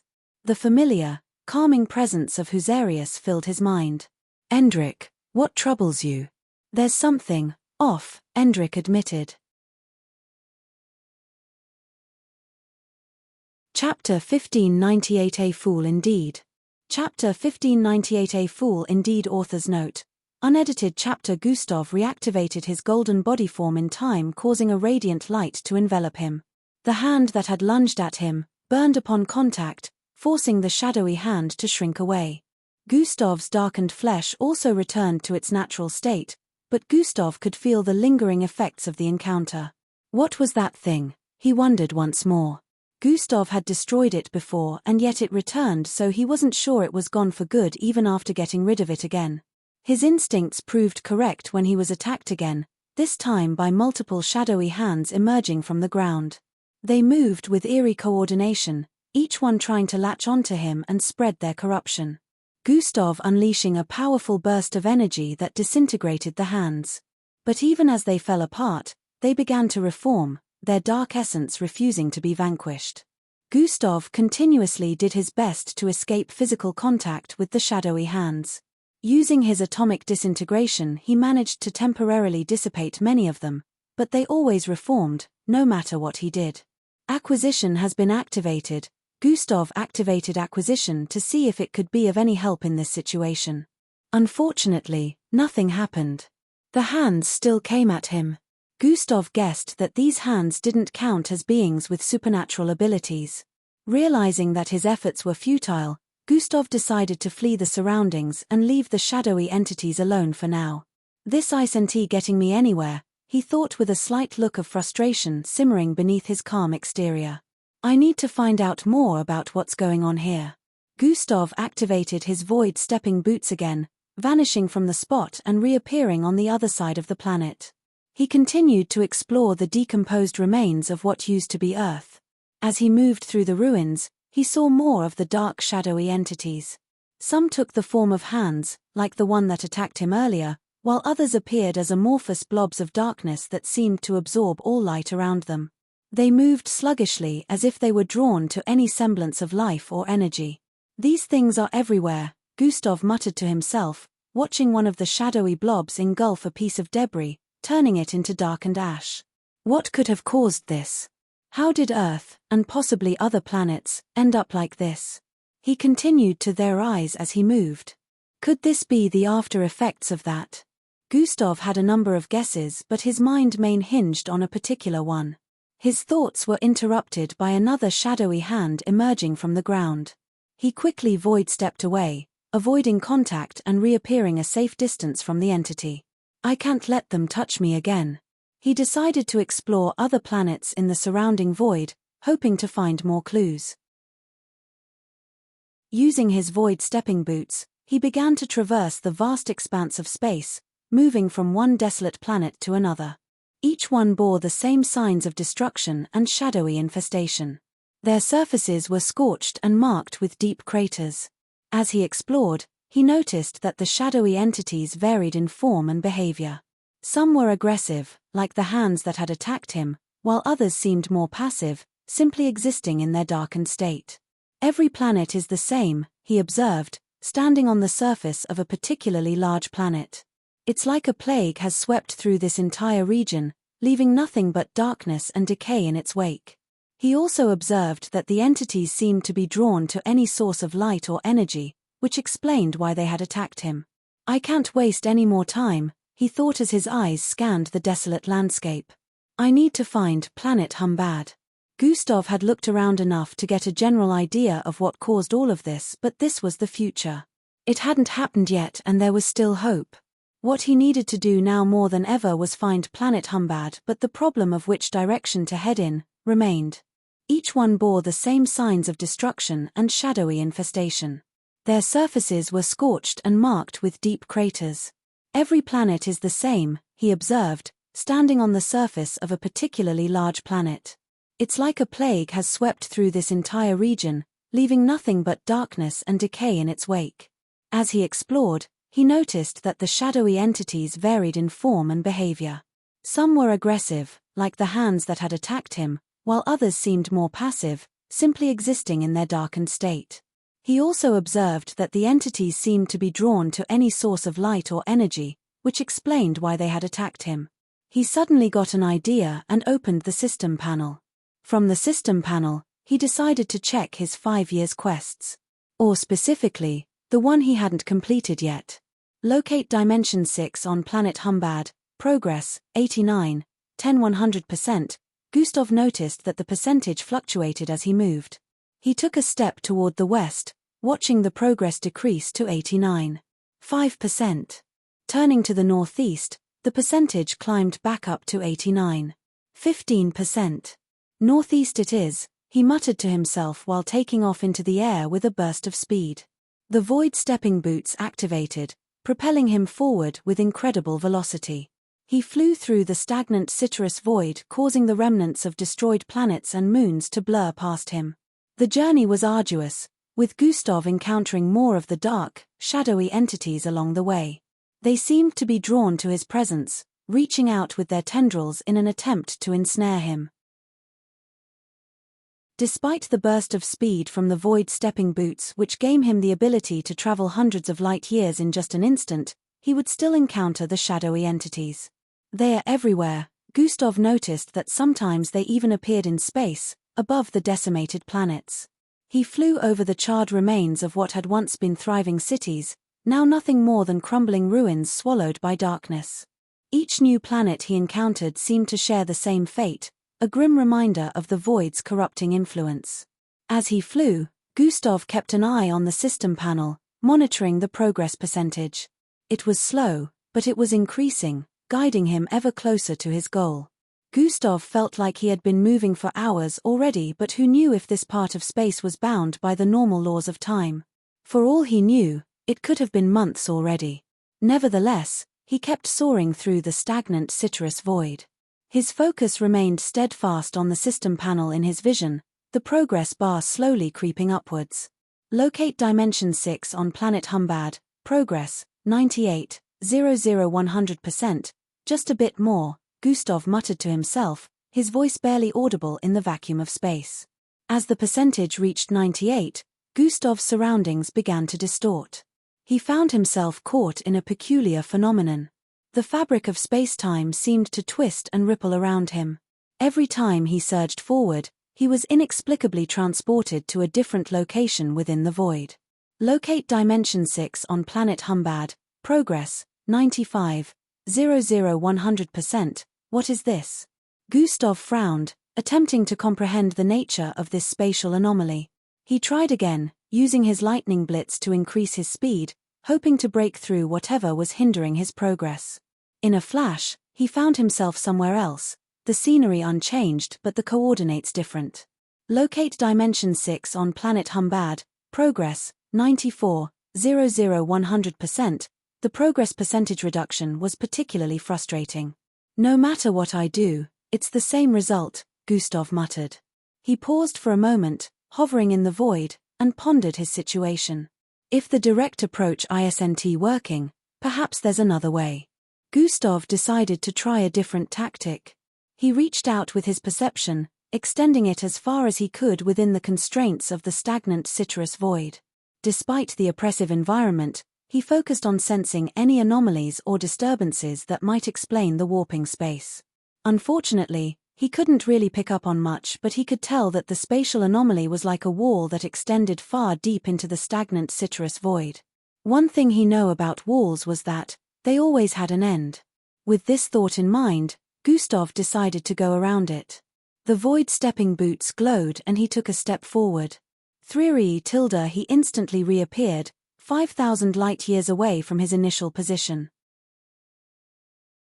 Locate Dimension 6 on planet Humbad, progress, 91, 100%. The progress percentage had reduced by so much, but Gustav could still sense the spatial anomaly around, so he stepped forward once more. 3 tilde this time he reappeared, 10,000 light-years away. Locate Dimension 6 on planet Humbad, progress, 84, 100%. Gustav couldn't sense the spatial anomaly anymore and immediately turned to the side before surging forward with speed. He inputted more energy into the void stepping boots this time and crossed a distance of more than 10,000 light-years in a single second. Fortunately, he was not sent reeling back this time. Progress, 92, 10%, he let out a sigh of relief after seeing the progression. He was on the right track. He continued forward, watching the percentage steadily climb. Almost there, Gustav thought. He kept pushing forward, and soon, he found himself in an area where planets were few and far between. The void seemed to stretch endlessly, but there was a subtle difference in the atmosphere. As Gustav moved further, the number of planets in the surroundings kept reducing. Chapter 1599 You're Joking. Chapter 1599 You're Joking. Author's note. Unedited chapter. Eldris addressed the group. We have our individual paths to follow, but our ultimate goal is the same. We must stay connected and be ready to support each other when the time comes. We've been through a lot together. No matter where we go or what we face, we are family. Stay safe, everyone. We'll meet again, Endrick stated. Take care, everyone. I'll see you when I see you, Falco added. Be careful out there. Do come back safely, Angie said to Endrick. Clapped Endrick on the shoulder. Keep in touch, all right? The group told one another goodbye and got ready to part ways. Rhea grinned in excitement. Let's go, Endrick. Adventure awaits. You know, it's not all gonna be that simple, right? Endrick had to remind Rhea that it was going to be dangerous. With their farewells said, the group began to disperse. Falco turned to head back to Earth, his mind already on the reunion with his father. Angie prepared to return to the MBO and he was ready to head back to the Independent Council. They could only hope for Gustav's safe return. Eldris set off to take his rightful place as the leader of his family. Endrick and Rhea set off together in Gustav's spacecraft. This mission is important. The Outworldly needs all of his sacred items. Rhea nodded. I understand, Endrick. I intend to take it seriously. In a high-tech laboratory on a secluded part of Earth, the air buzzed with the soft whir of advanced machinery and the faint crackle of static from numerous holographic projections. The room was large and filled with gleaming surfaces as well as an intricate array of scientific instruments. Holograms of molecular structures, energy fields, and biomechanical blueprints floated in the air, casting a soft blue glow over the metallic walls. Grand Commander Shun, an elderly but authoritative-looking man with a manet of silver hair and a diamond shard embedded in his forehead, stood at the center of this laboratory. His silvery eyes scanned the room, taking in every detail with an unreadable expression. Beside him was Scientist Merkel, a slim man with sharp features and intense, intelligent eyes that seemed to see beyond the present. Merkel, Shun began with a resonant and commanding tone, you mentioned a breakthrough in your research regarding the Dark Plane. I'm eager to hear the details. Scientist Merkel nodded with a spark of excitement in his eyes. Indeed, Grand Commander Shun. We have made significant progress. Our research team has been working tirelessly, and we've developed 2 new methods that could change the tide in our struggle against the Dark Plane. Grand Commander Cheyenne expression remained stern, though his interest was piqued. Go on. Merkel gestured to a nearby holographic display, which shifted to show a complex energy diagram. The first method involves stabilizing our soldiers' strength while they are in the Dark Plane. As you know, the Dark Plane has a debilitating effect on our forces, weakening them significantly. We've discovered a way to counteract this effect, allowing our soldiers to maintain their regular strength levels despite the plane's influence. Grand Commander Shun nodded while absorbing the information. That is indeed promising. But you mentioned a second method as well? Scientist Merkel's eyes gleamed with a mixture of excitement and caution. Yes, the second method is even more revolutionary. We've found a way to harness the Dark Plane's unique energy fields to amplify our soldiers' strength to unprecedented levels. By tapping into the Dark Plane's latent power, we can significantly enhance their abilities, potentially giving us a decisive advantage. However, that isn't all. This second method is also more complex because this technique harnesses energy from both the Dark Plane and the future potential of the mixed-blood soldiers. The result is a dramatic amplification of their strength, multiplying their capabilities many times over. Shun raised an eyebrow, intrigued but cautious. Amplifying their strength sounds like a significant advantage. Why not focus solely on that? Merkel sighed, knowing the difficult truth he had to convey. While the amplification method offers immense power, it comes with severe risks. The Dark Plane's energy is highly volatile and unpredictable. By tapping into their future selves, the soldiers effectively accelerate their life force consumption. After the battle, they are likely to perish due to the immense strain on their bodies and minds. Cheyenne's eyes narrowed, considering the implications. I see. So, the first method provides stability and safety, while the second offers power but with greater risks. Exactly, Merkel affirmed. We must weigh the benefits against the potential dangers. While the amplification method could give us a critical edge in battle, we must be cautious in its application. A heavy silence settled over the room as Grand Commander Shun absorbed the gravity of Merkel's words. So, if we pick the amplification method, we're asking our soldiers to make the ultimate sacrifice, Shun said slowly with a heavy voice. Yet, if we're not ready to put everything on the line, we risk losing the battle entirely. Merkel nodded with a resolute expression. Cheyenne's gaze was intense as he considered the options. This is a difficult decision, but one we must make with clear eyes. We cannot afford to lose this battle. Focus your efforts on refining the amplification method. We need to ensure it is as effective and safe as possible under the circumstances. Merkel met Cheyenne's gaze, understanding the gravity of the command. I will prioritize the amplification method. Our team will work tirelessly to perfect it. With your permission, we will begin advanced trials immediately. You have my permission. How soon can we expect results? Grand Commander Shun inquired. Merkel considered the timeline, already calculating the necessary steps. If all goes well, we should have preliminary results within the next few weeks. We'll start with controlled simulations and move to live trials as soon as we are confident in the process. Cheyenne's expression softened slightly, showing a rare moment of empathy. Remember, Merkel, these are not just soldiers. They are our people, the live blood of the future generation. Ensure that every precaution is taken to protect them, even as we push forward. Merkel placed a reassuring hand on Cheyenne's arm. I understand, Grand Commander. We will do everything in our power to safeguard their lives and honor their sacrifices. Grand Commander Shun nodded, a rare smile touching his lips. Good. Keep me informed of your progress. The fate of our forces, and perhaps even the fate of Earth and the entire universe, rests on our ability to navigate these challenges. With a final nod, Grand Commander Shun turned and left the laboratory.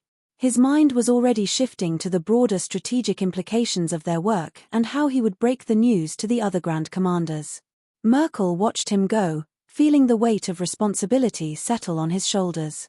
The lab buzzed with a renewed sense of urgency as scientist Merkel briefed his team, outlining the critical steps needed to advance their research. The following days were a blur of intense activity. Scientists and engineers worked around the clock, their focus on perfecting the amplification method. The air was filled with the vibrations of advanced machinery, the flicker of holographic displays, and the quiet murmur of intense discussions. Grand Commander Shun visited frequently to observe the simulations, review data, and provided guidance. His authoritative demeanor inspired confidence and determination in the team. One afternoon, as the sun cast long shadows over the secluded facility, Shun and Merkel stood before a large holographic projection displaying the latest data from the trials. The screen showed a detailed analysis of the energy flow, the physiological impacts on the soldiers, and the projected outcomes of the amplification process. Merkel, these preliminary results look promising, Grand Commander Shun remarked as his eyes scanned the data. But we must be absolutely certain before we move to live trials.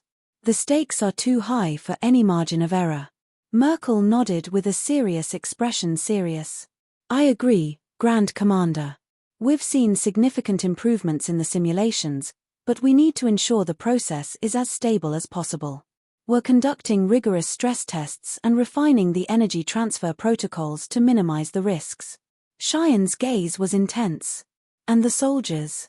Have you identified those willing to undergo the trials? Yes, Merkel replied. We've carefully selected volunteers who understand the risks and are prepared to make the sacrifice if necessary. They are some of our most dedicated and courageous individuals. Shun had a slightly sentimental look in his eyes. Their bravery will not be forgotten. Ensure that they are given every support and preparation needed.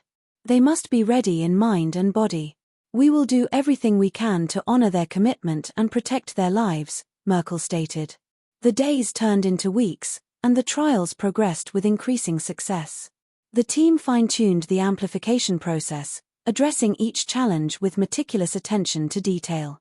The volunteers underwent rigorous training, both physical and psychological, preparing themselves for the immense task ahead. Chapter 1600 The End. Chapter 1600 The End. Author's note. Unedited chapter. Gustav's heart pounded with desperation as Angie Blade approached at a speed quicker than he could activate his dimensional bracelet. Lightning Blitz has been activated. As he triggered the lightning blitz, his form dissolved into a streak of lightning, racing away from her. He reappeared over 1,000 miles away in an instant, basking in the change of scenery. Before he could even process his next move, a sharp pain erupted in his chest. Angie's blade, dark and malevolent, had followed him through space and time, stabbing deep into his heart. His eyes widened in disbelief as he looked down at the blade protruding from his chest. Dark, corrosive energy spread rapidly from the point of infiltration, coursing through his veins and seeping into his very being. "No. Angie," he whispered, feeling the life force draining from him. He dropped to the ground with his body convulsing as the dark energy continued to spread, snuffing out the light within him. Angie stood a short distance away, her blade still connected to him through a thin, almost imperceptible thread of darkness. Her eyes were blank, devoid of the warmth and life that had once defined her. In the depths of her mind, a voice whispered, "Good human. You have destroyed the outworldly." Suddenly, Angie's eyes flickered with recognition. The haze clouding her mind began to lift, and she stared in horror at Gustav's lifeless form. Tears welled up in her eyes, streaming down her cheeks as she fell to her knees beside him. "Gustav." Her voice broke with emotion. The voice in her head persisted, cold and unyielding. "Now, kill yourself as well." Angie clutched her head. "What have I done?" "Kill yourself." She raised the blade towards her neck in the next instant. Meanwhile, in the void of darkness that was now Gustav's consciousness, he floated aimlessly. The system's voice echoed around him. "You have died, Gustav. The darkness from the blade is interfering with your regeneration and reincarnation abilities. Does that mean I can't come back to life?" Gustav questioned. "If your reincarnation bloodline doesn't kick in, you won't." No, this can't be the end. There must be something that can be done." The system responded, its tone almost apologetic. "I do not know of any solution. The dark energy is too powerful."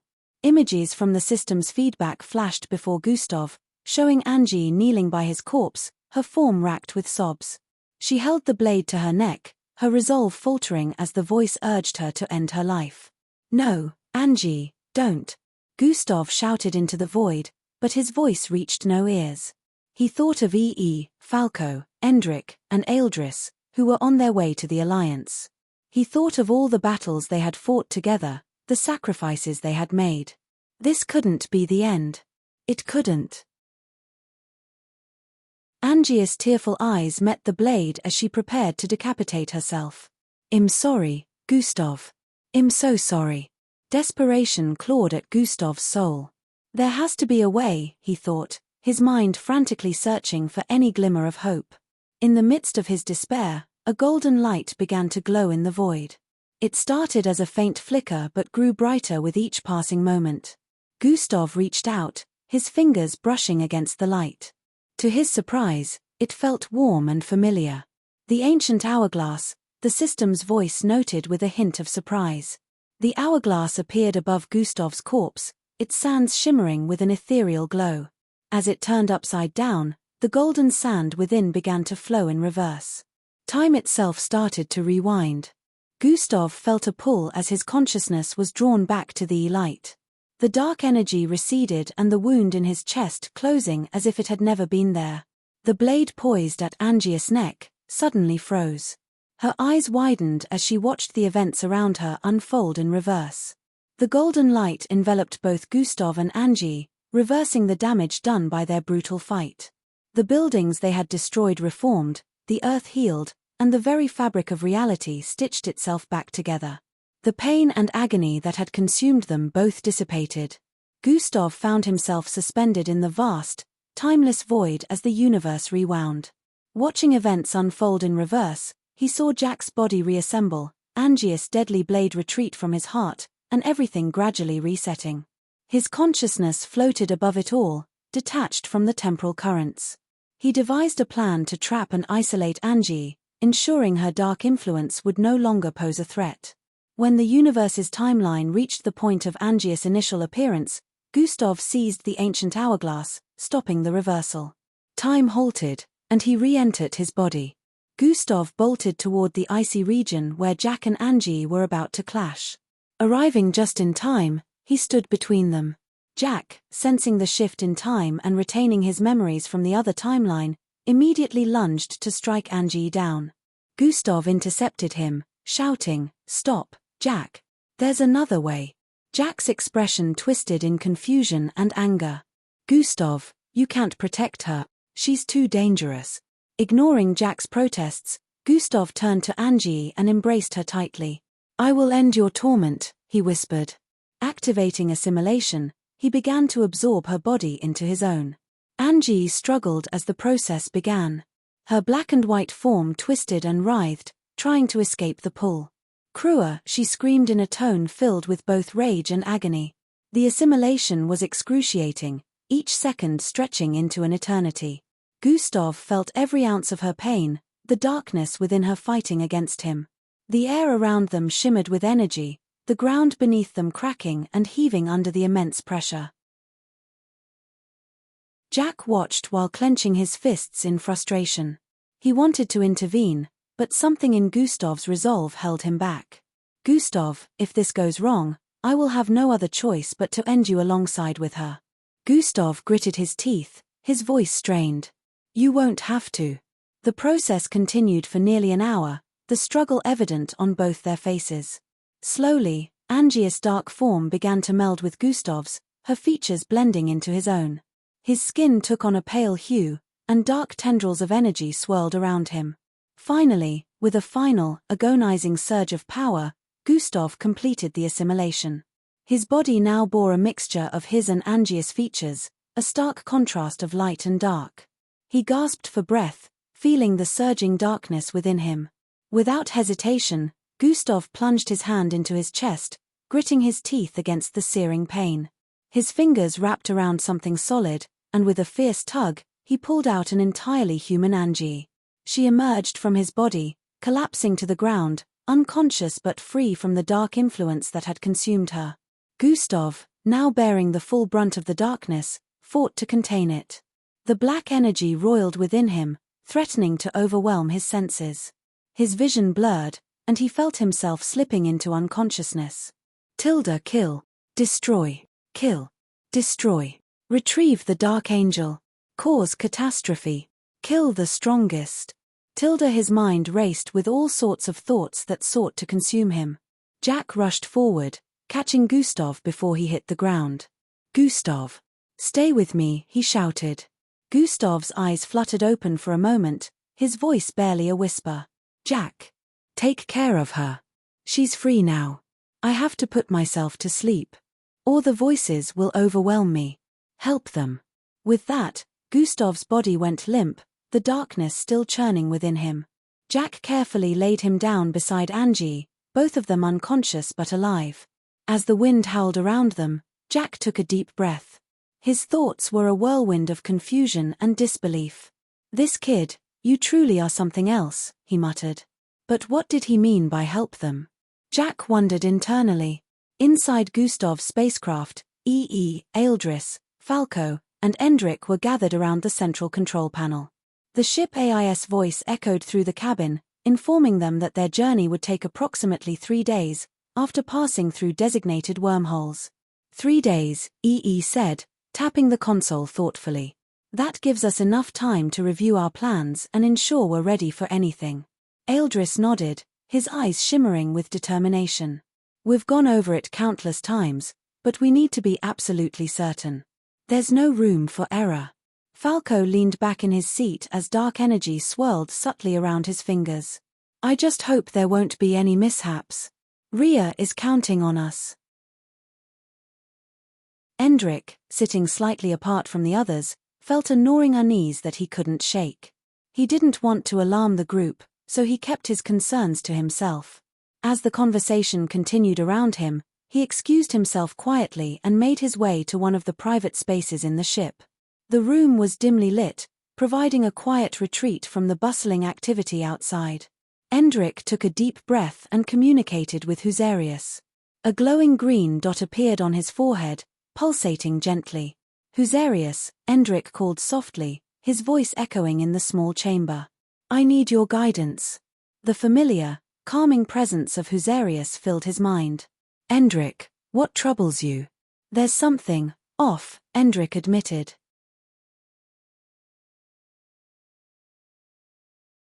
Chapter 1601 The Last Stance. Chapter 1601 The Last Stance. Author's note. Unedited chapter. Come on, Gustav taunted while leaning forward slightly. You want a chance, don't you? A host with real power. Isn't that what you're looking for? Or are you just going to dissolve into nothing?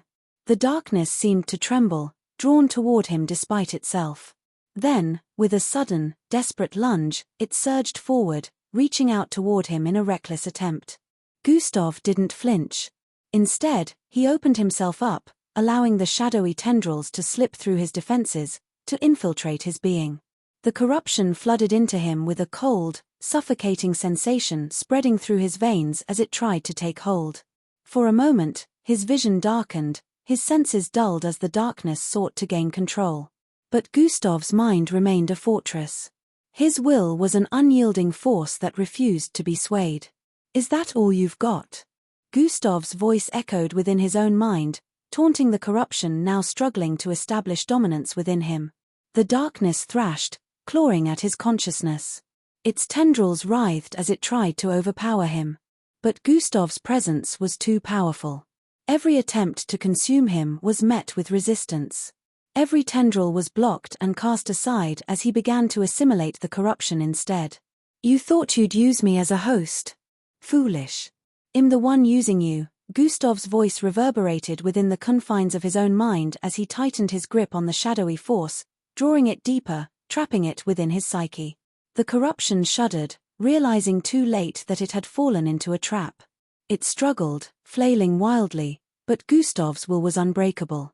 Slowly, he began to absorb the darkness, breaking it down, examining every fragment of its essence. As he delved deeper into its core, flashes of memories began to surface, moments from its existence, echoes of the malevolent intent that had driven it. The darkness had come from Nocturnes, a fragment of his power sent to wreak havoc. But beneath the layers of malice, there was something else, a memory of an object. A sense of purpose. A place. The sword. Gustav allowed his eyes to close, focusing on the fragments of memories he had taken from the dark corruption. Somewhere within those faint glimpses was the answer he needed, and he could almost feel the sword's presence, like an echo calling out to him from across the vast expanse of the universe. In his mind's eye, a hazy vision began to sharpen, the sword, embedded deep in the ground of a distant, desolate world. The environment was half erased, the remnants of a cracked planet, its other half fractured into a floating ring of jagged rock and frozen debris. This world was bathed in an unnatural, eerie glow, almost as if it were a void in itself. Just as Gustav reached for more clarity, the echo in his mind suddenly sharpened. It's there, he murmured, locking onto a faint sensation of cold, malevolent energy.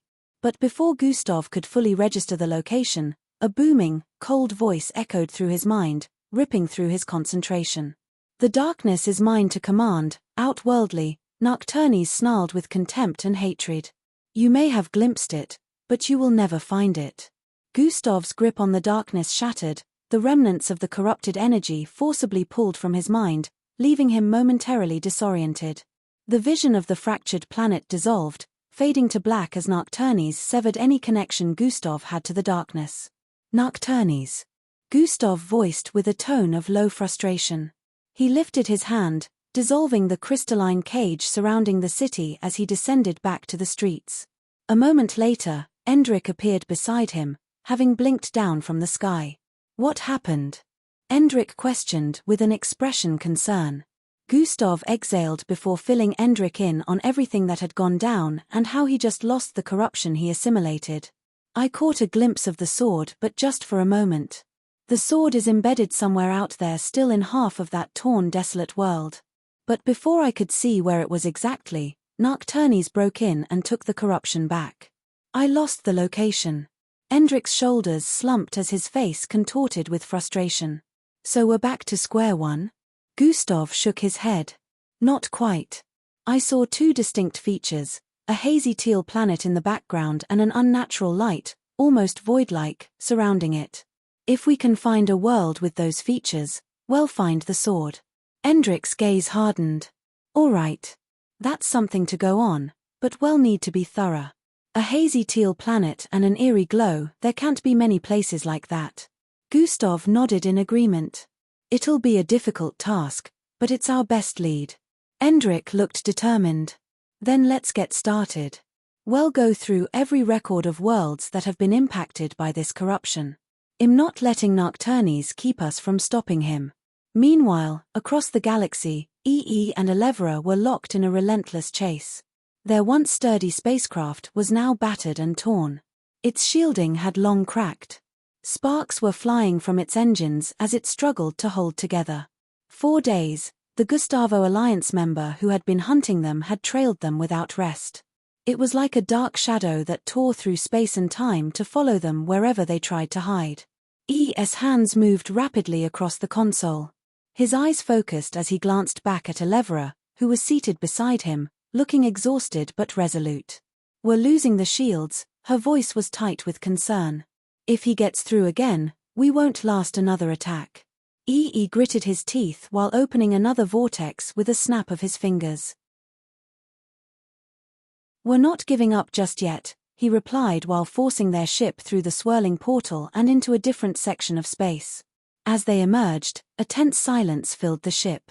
For a moment, it seemed as if they had managed to evade their pursuer. But then, the silence shattered as another rip in space appeared before them. The same dark figure stepped out. His eyes gleamed with a twisted amusement as he closed the distance between them once again. Damn it, Hes persistent, EE muttered in clear frustration. Elevra looked at him as a calmness settled over her face despite the situation. EE, I think it's time we stop running. We need to face him. EE glanced at her in surprise. Are you sure? You were against it before. Elevra smiled with a determined glint in her eye. That was before. I didn't have you then, but now I do. Let's do this together. Their eyes met, and there was a moment of unspoken understanding between them. EE leaned forward, pressing his forehead to hers, his expression softening as he whispered, then let's give him a fight he'll never forget, or will forget because he definitely will die. Ha, shut up, Elevra chuckled lightly. Without another word, he leaned in and they shared a brief, fierce kiss. As they pulled away, they were both ready to face the figure. Almost on cue, the dark figure's voice echoed through the void of space, a sinister edge to his words. So, you two lovebirds have finally decided to stop running, have you? He sneered while crossing his arms. I must admit, this has been one of the longest chases I've ever had to embark on. Normally, I kill my prey instantly, but I suppose this was worth the exercise. You two have chosen a fine place for your burial ground. He gestured around them, where only empty outer space stretched for hundreds of millions of miles, nothing but the faint glimmer of stars in the distance.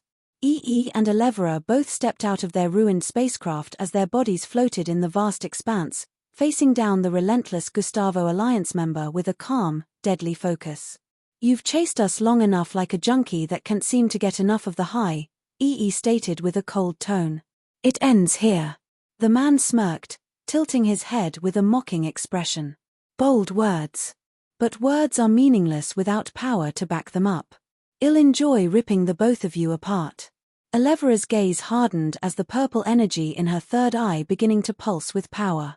You talk too much. Let's see if you can fight half as well as you threaten. The figure's face twisted in rage, and with a roar, he launched himself at them. His fists crackled with dark energy as he closed the gap. EE and Elevra moved as one in synergy honed by years of combat experience and the trust they shared. Ee snapped his fingers, opening a vortex just as the man's fist was about to connect. The man's punch hit empty space as he was pulled into the portal, only to reappear on the opposite side of Ee, who was already prepared. With a quick move, Ee swung his arm in an arc, releasing a concentrated blast of violet energy that slammed into the man, sending him careening backward.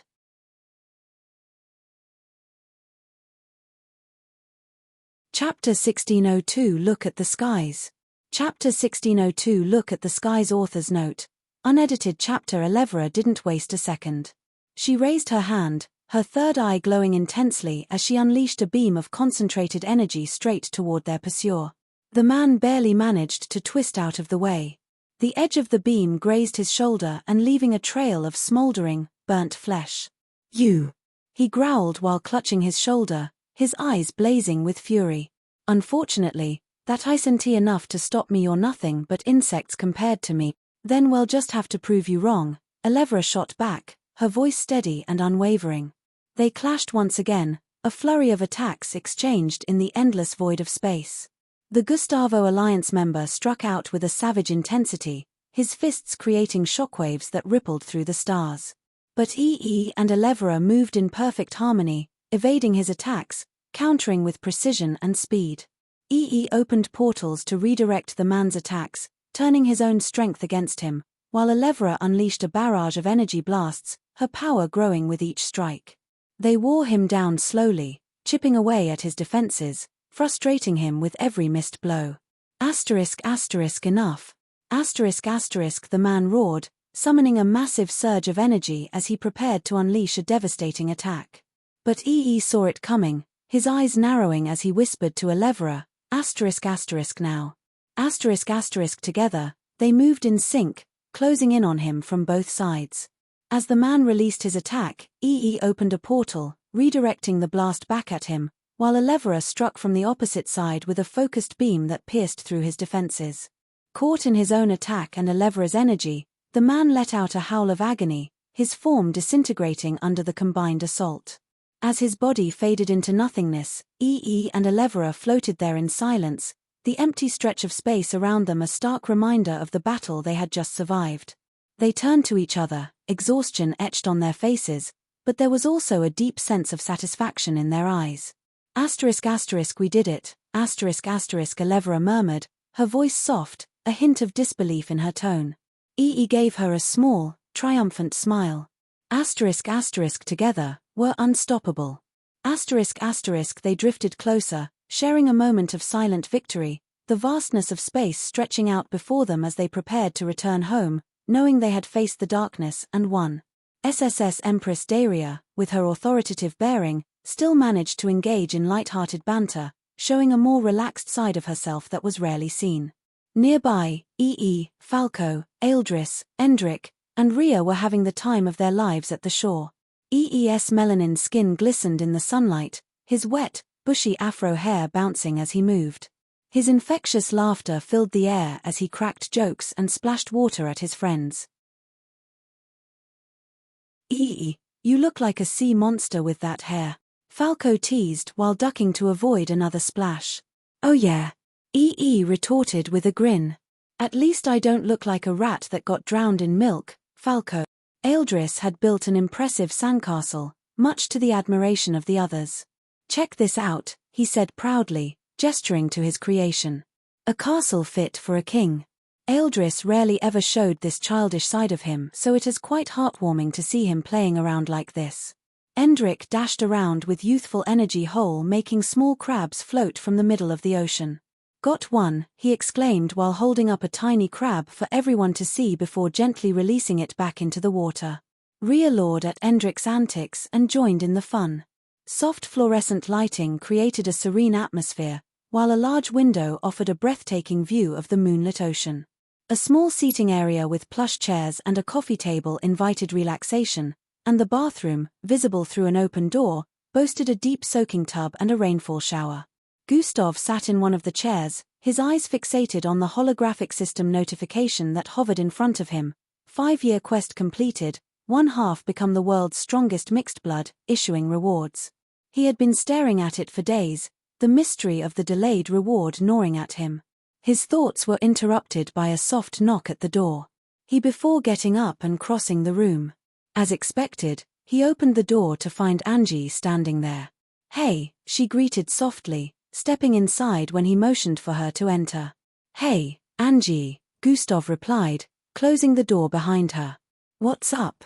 "I couldn't sleep," she admitted, her eyes searching his. "I wanted to talk to you." Gustav nodded, leading her to the seating area. They sat down, the soft cushions sinking under their weight. "What's on your mind?" Angie took a deep breath. "I've been thinking about what happened during the trial. How did you manage to dominate the darkness and regain consciousness? You're really Gustav, right?" Gustav's expression grew serious. "It's not something I managed to do easily," he began. "I've been fighting that darkness since the day I saved you. That was the reason I chose to be unconscious in the first place. It provided me a better chance." Angie listened intently, her eyes never leaving his. "But you managed to control it. How?" "I didn't really dominate it. I just isolated it using the 3-in-1 golden body. It allowed me to compartmentalize the darkness, keep it confined to one area." He lifted his shirt, revealing the left side of his abdomen where a dark, swirling pattern was etched into his skin. The sight of it was both mesmerizing and unsettling. "This is where I've isolated the darkness," he explained. "It could increase my strength to unprecedented heights, but it would also make me lose my mind. That's why I've decided to keep it isolated forever." Angie's eyes widened in surprise and curiosity. She reached out, her fingers lightly tracing the dark pattern. "It's incredible," she whispered as her touch sending a jolt of electricity through Gustav's body. "I mean, you're incredible," she added.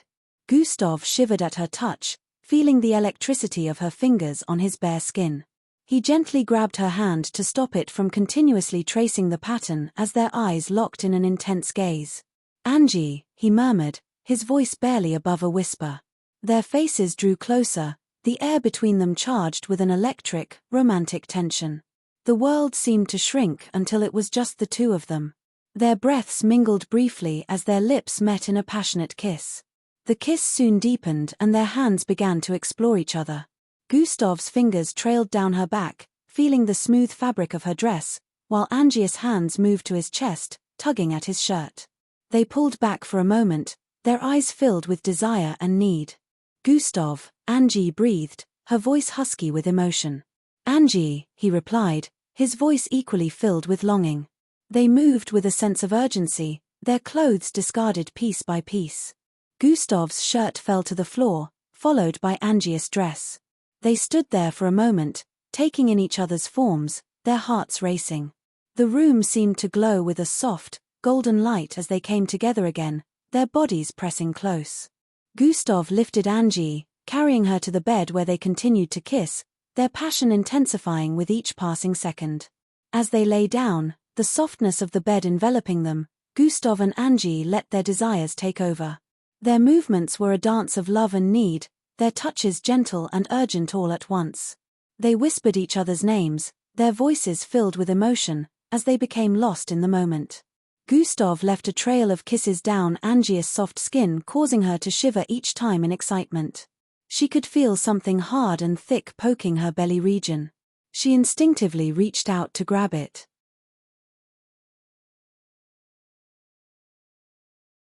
Chapter 1603 The Higher the Risk. Chapter 1603 The Higher the Risk. Author's note. Unedited chapter. The realization that this powerful tool came at the ultimate price left a bitter taste in their mouths. The previously enthusiastic dignitary with shimmering scales was the first to break the silence. "Grand Commander, this news is devastating. How can we ask our warriors to make such a sacrifice?" Shen nodded, his face reflecting the inner turmoil he felt. "I understand your concerns. This is not a decision to be taken lightly. But we are faced with an existential threat. The beings of the Dark Plane will not show mercy, and our universe is at stake. We must weigh the cost of using this tool against the potential destruction of all we hold dear." An ethereal figure from the mystic enclave spoke up. We must ensure that those who choose to use this tool are fully aware of the consequences and are willing to make the ultimate sacrifice. It is a heavy burden, but one that may be necessary to save countless lives. Another delegate, with metallic skin and a deep, rumbling voice, addressed the room. Indeed, we may have brave warriors, but we cannot simply send them to their deaths without exploring every possible alternative. Are there no other options, Grand Commander? Shen took a deep breath. We are continuing our research, and we are exploring every possible avenue. But as of now, this amplification tool is our best chance to confront the dark plane on equal footing. We must prevent the final premonition, as these efforts are crucial to our survival. The room erupted in a mix of voices. Some agreed while others disagreed. Grand Commander Shen allowed the discussions to continue for a moment before raising his hand again. Please, everyone. I understand how difficult it is to digest what I've told you. However, we must move forward with caution and unity. We need volunteers from every planet under the Alliance who understand the stakes and are willing to make this sacrifice. We must also continue to work together to find other solutions. Our universe's survival depends on our combined efforts. The delegates nodded in agreement, their faces reflecting resolve. As the meeting continued, the delegates worked together to develop a plan. They discussed how to use the amplification tool strategically. Each step was carefully considered, with the understanding that the stakes had never been higher. Gustav had been in Dimension 6 for what felt like an eternity. The passage of time seemed distorted in this place. The realm itself was like an empty city, maintaining its mechanical and incredibly futuristic constructs despite the desolation that had befallen Humbad. Gustav found himself in awe of the towering structures and the smooth ends of the buildings that defied gravity. The buzzing of machines seemed to operate on their own, defying the decay of time. Yet, there was a haunting emptiness, a sense of loss that permeated every corner. The silence was deafening, broken only by the occasional whir and click of the constructs. Gustav had spent most of his time in a particular construct, an enormous chamber filled with holographic displays and intricate machinery. This construct was a one of origins. Gustav had been moving around since and found this one which was currently showing him planet Humbad's origin. The place reconstructed its planet history in vivid detail, like he was witnessing the occurrences as though he lived in such times. The chamber flickered and shifted, creating a panoramic view of Humbad in its prime. The advanced technology brought the past to life, allowing him to walk through the city as it had once been, filled with vibrant energy and life. So this is how it used to look. Gustav whispered to himself. He felt a deep sense of connection to the place, as if he were witnessing a part of his own heritage. The playback showed bustling streets filled with the inhabitants of Humbad with fluid and graceful movements. Their clothes, movement machinery, and everything was just out of this world. It was inconceivable. These people, Gustav thought, they were so advanced, so full of life. What happened to them? As he walked through the city, he felt a pang of sadness. He hadn't even had the time to properly think about what had happened to Miss Amy or grieve her loss. The current objective had consumed him, driving him forward with relentless determination. Inasmuch as he wanted to grieve, Miss Amy sacrificed for him to be here, so he knew he had to keep the ball rolling. Miss Amy, he murmured, I won't let your sacrifice be in vain. The construct shifted, showing the once thriving city beginning to fall into disarray. The vibrant lights dimmed, the streets grew emptier, and the inhabitants seemed to fade away. Gustav watched as the planet's decline played out before him, the advanced technology unable to prevent the inevitable decay. He reached out to touch one of the holographic figures, a young child with wide, curious eyes. His hand passed through the image, and the child dissolved into a cascade of light. It's moving too fast, Gustav voiced aloud. The playback continued, showing scenes of chaos and destruction. The once proud buildings crumbled, and the ground split open, revealing the molten core beneath. The inhabitants of Humbad fought desperately to save their world, but their efforts were in vain. The planet was dragged into the stagnant citrus void, its fate sealed by forces beyond their control. Slow down, Gustav stated. Everything immediately paused at this moment. Take it back. And reduce the speed, I want to properly digest it all. It was like the construct had a mind of its own. It began to rescind at a rapid pace. The whole playback restarted, giving Gustav a detailed showdown of planet Humbad's past. As the constructive surroundings shifted and reformed around him, Gustav was transported back in time, witnessing the truth about how everything began. Humans have always believed that we were amongst the first intelligent species, Gustav thought, watching the scenes unfold. But the Slarkovs were here long before us. Their civilization was thriving while Earth was still in its infancy. The city came to life, filled with beings that bore a striking resemblance to humans but with distinct animalistic features. Some had horns curling elegantly from their heads, others had elongated ears, and many had scaly or iridescent skin that shimmered. The playback showed the bustling streets of Humbad, filled with the daily activities of its inhabitants. Advanced vehicles zipped through the air, and towering buildings gleamed with the reflection of the twin suns in their sky. The architecture being far beyond anything Gustav had ever seen. There were energy towers everywhere and devices that didn't need physical charge. As the solar system was displayed, Gustav recognized some things and was shocked.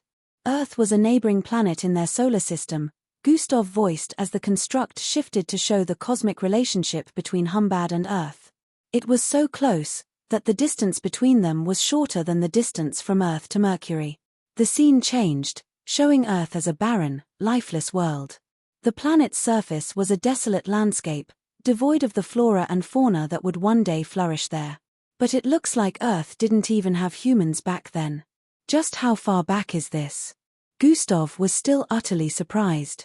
In stark contrast, Humbad was a vibrant, thriving world, teeming with life and advanced civilizations.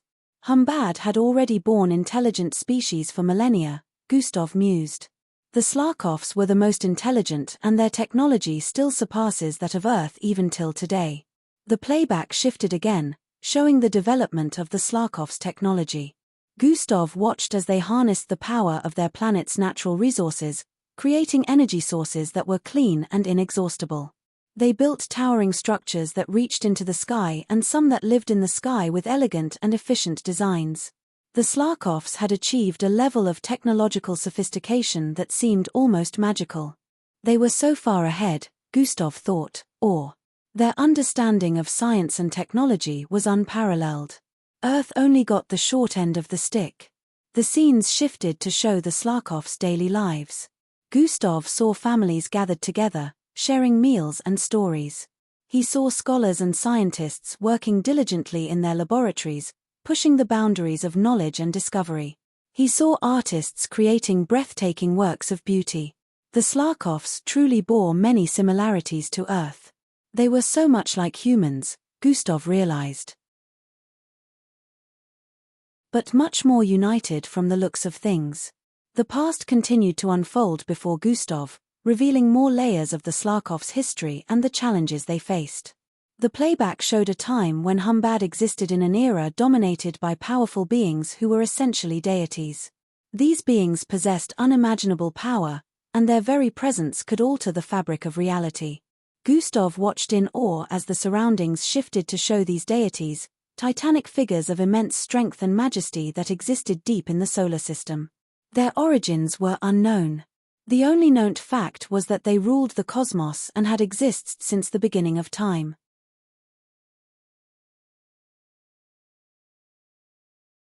Chapter 1604 Fan the Flames. Chapter 1604 Fan the Flames. Author's note. Unedited chapter. Gustav watched in surprise as the playback depicted the colossal battle in space. The deities clashed with unimaginable force, their energies creating shockwaves that rippled through the cosmos. The very fabric of reality seemed to tremble under the weight of their conflict. Not again, Gustav thought. The battle reached a catastrophic climax when one of the deities was struck down. Usually, deities were immortal, but the only threat to a deity's immortality was another deity. The defeated deity's corpse, which was massive beyond comprehension, began to drift through space. The playback highlighted the sheer scale of the body, which was as massive as the combination of more than 30 planets. It was incredibly colossal. As the deity's corpse floated toward Humbad's solar system, The sun was blotted out, casting the planet into darkness. The holographic images showed the Slarkovs looking up at the sky in terror and disbelief, their world plunged into an eerie twilight. Framboltin the 45th addressed his people in the aftermath of the catastrophe. He stood on a platform within Dimension 6.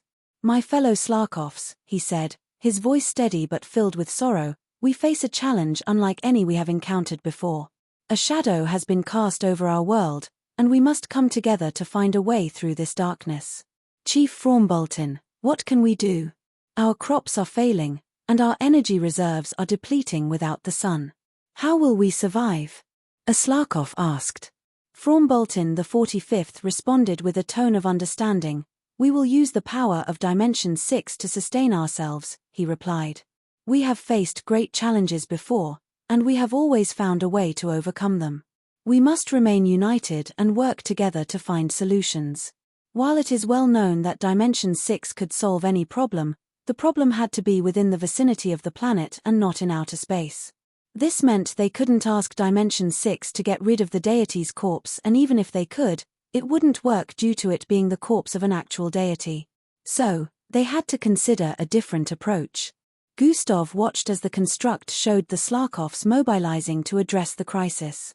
They Dimension 6 to create artificial light sources, attempting to replicate the sun's rays to keep their crops alive. Engineers and scientists worked tirelessly to develop new technologies that could sustain them in the prolonged darkness. In one scene, Gustav saw a group of scientists gathered around a large device that emitted a powerful, golden light. "This should help keep the crops growing," one of the scientists said, adjusting the settings. "It's not a perfect solution, but it will buy us some time." Framboltin the 45th visited the laboratories, offering his support and encouragement. "Your work is vital to our survival," he told the scientists. "We must use every resource at our disposal to ensure that our people have what they need to endure this crisis." Despite their efforts, the prolonged darkness began to take its toll. The playback showed scenes of hardship and struggle, with the Slarkovs facing food shortages and energy crises. The once thriving society was now grappling with the harsh reality of their situation. They did their best to keep working to find solutions and survive. The playback continued, depicting the grim reality the Slarkovs faced after the death of the deity and the resultant eclipse of their sun. The initial challenge of surviving in darkness was compounded by a new and insidious threat, an ashy sand-like pollution that emitted from the deity's corpse. This pollution began to spread through space, turning into a malevolent force that swallowed up orbital bodies, including moons and satellites. Gustav watched as the construct showed the spread of this pollution. It moved with a sinister, creeping inevitability, engulfing everything in its path. The Slarkovs, already struggling with the loss of sunlight, now faced an even greater existential threat. "We must protect ourselves," Framboltin the 45th declared, his voice resolute as he addressed the council. "This pollution is unlike anything we've encountered before. We need to act quickly to safeguard our planet." The council members and scientists came together in agreement to work quickly on a solution.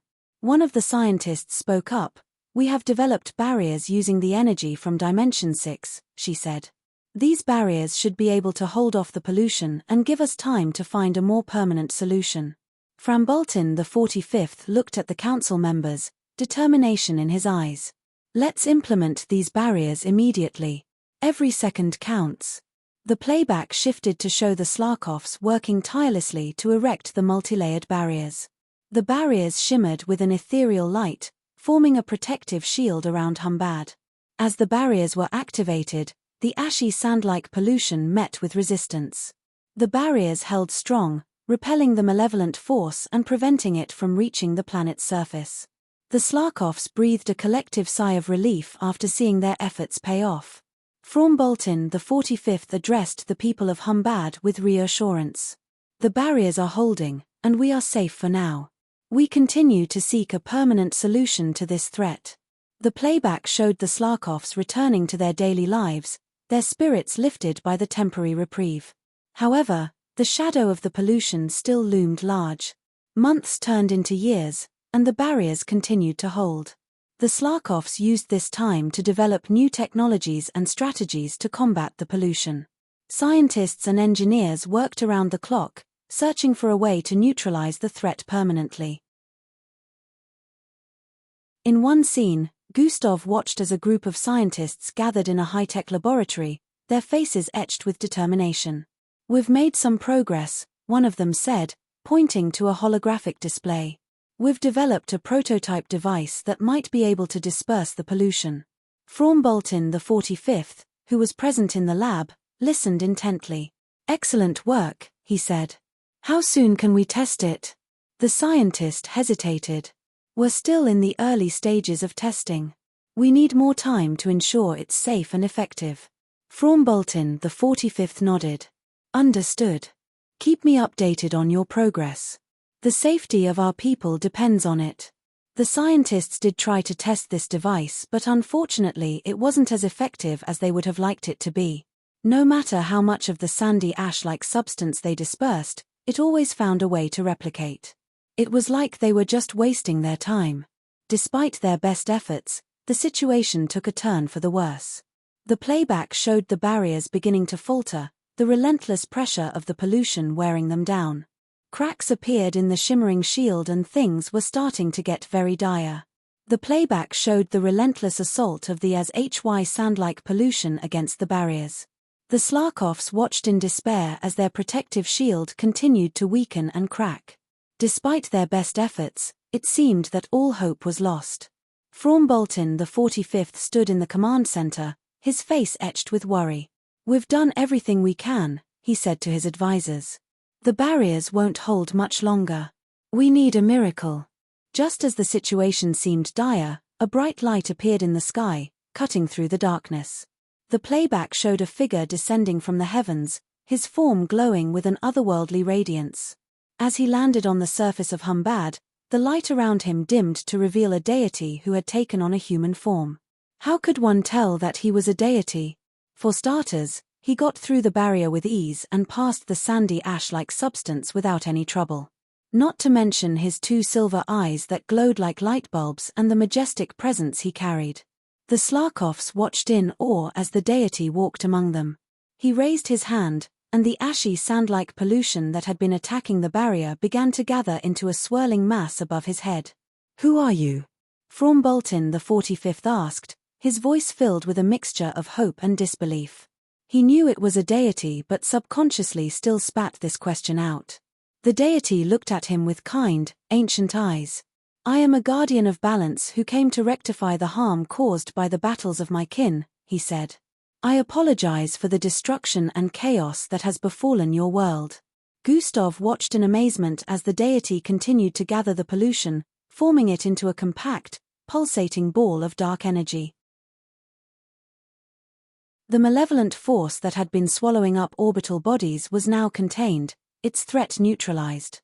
And it had been done with so much ease that no one would doubt the authenticity of the person before them. The deity then raised his other hand, and the skies began to clear. The remains of the fallen deity and the pollution that had darkened their world dissipated, revealing the sun once more. Light flooded the planet, and the Slarkovs cheered in relief and joy. "Thank you," Fromboltin the 45th said, bowing deeply.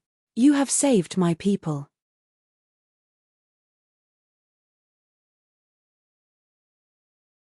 Chapter 1605 Severe Consequences. Chapter 1605 Severe Consequences. Author's note. Unedited chapter **** Gustav's journey **** to the vestige continued, the gravitational density now almost overwhelming. He took a deep breath, channeling his energy to stabilize himself as he closed the distance, his senses sharpening as he felt the vestige's power calling to him. At last, he arrived at his destination, a small, barren planet surrounded by swirling dust clouds and asteroid fragments. It was desolate, isolated, and untouched by time, a fitting resting place for something as powerful as a piece of the outworldly. As he descended toward the planet's surface, he could feel the vestige's energy thrumming beneath the ground, pulsing with a life of its own. He landed, stepping out onto the cold, cracked terrain, his gaze fixed on the horizon where the energy was strongest.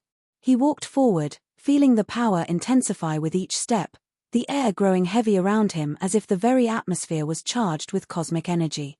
Finally, he reached a towering, jagged rock formation, its surface etched with ancient markings that glowed faintly in the dim light. This is it, Gustav whispered, his hand reaching out to touch the stone. The moment his fingers brushed against it, the entire structure pulsed with energy, a wave of raw power surging into him, flooding his senses with memories, visions, fragments of a life he had once known. He gasped as the energy coursed through him, his body absorbing the vestige, his mind filling with the knowledge and strength it contained. For a brief moment, he felt whole, as if he had regained a part of himself that had been missing for centuries. As the power settled he turned his attention to raw assimilation. His genetic transformation bloodline already granted him an assimilation ability, but this one was fundamentally different. With genetic transformation, he could assimilate with living tissue, people, aliens, or organisms. However, raw assimilation opened up a realm of new possibilities. He could merge with non-living matter, potentially even something as vast as a moon or as powerful as a star. The idea was exhilarating, the potential applications endless. As Gustav considered these new bloodlines, his thoughts shifted to the 2 skill evolution cards he had also received as part of his rewards.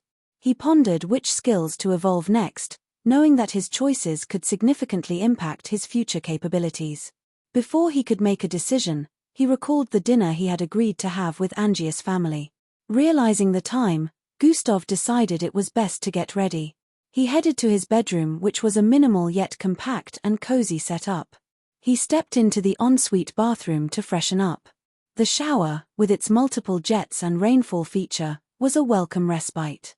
As the warm water cascaded over him, he allowed himself a moment to relax and clear his mind. Once freshened up, Gustav chose a casual yet stylish outfit: dark jeans, a crisp white shirt, and a tailored red jacket. He checked his reflection in the mirror, ensuring he looked presentable for dinner. Satisfied, he made his way to the living room, where he grabbed his keys and phone. Before leaving, he sent a quick message to Angie, "Heading out now. See you soon." A few moments later, his phone beeped with Angius' reply, "Can't wait." Moi. Gustav smiled and pocketed the device as he stepped towards the balcony area. It would seem that his location had been revealed, so the press was cooped up at the entry point of the skyscraper. The world before him came to a pause as Gustav leapt into the air and vanished.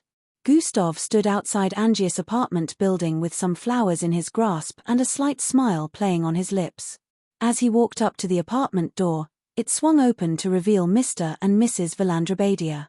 Mrs. Valandrabadia displayed a welcoming smile.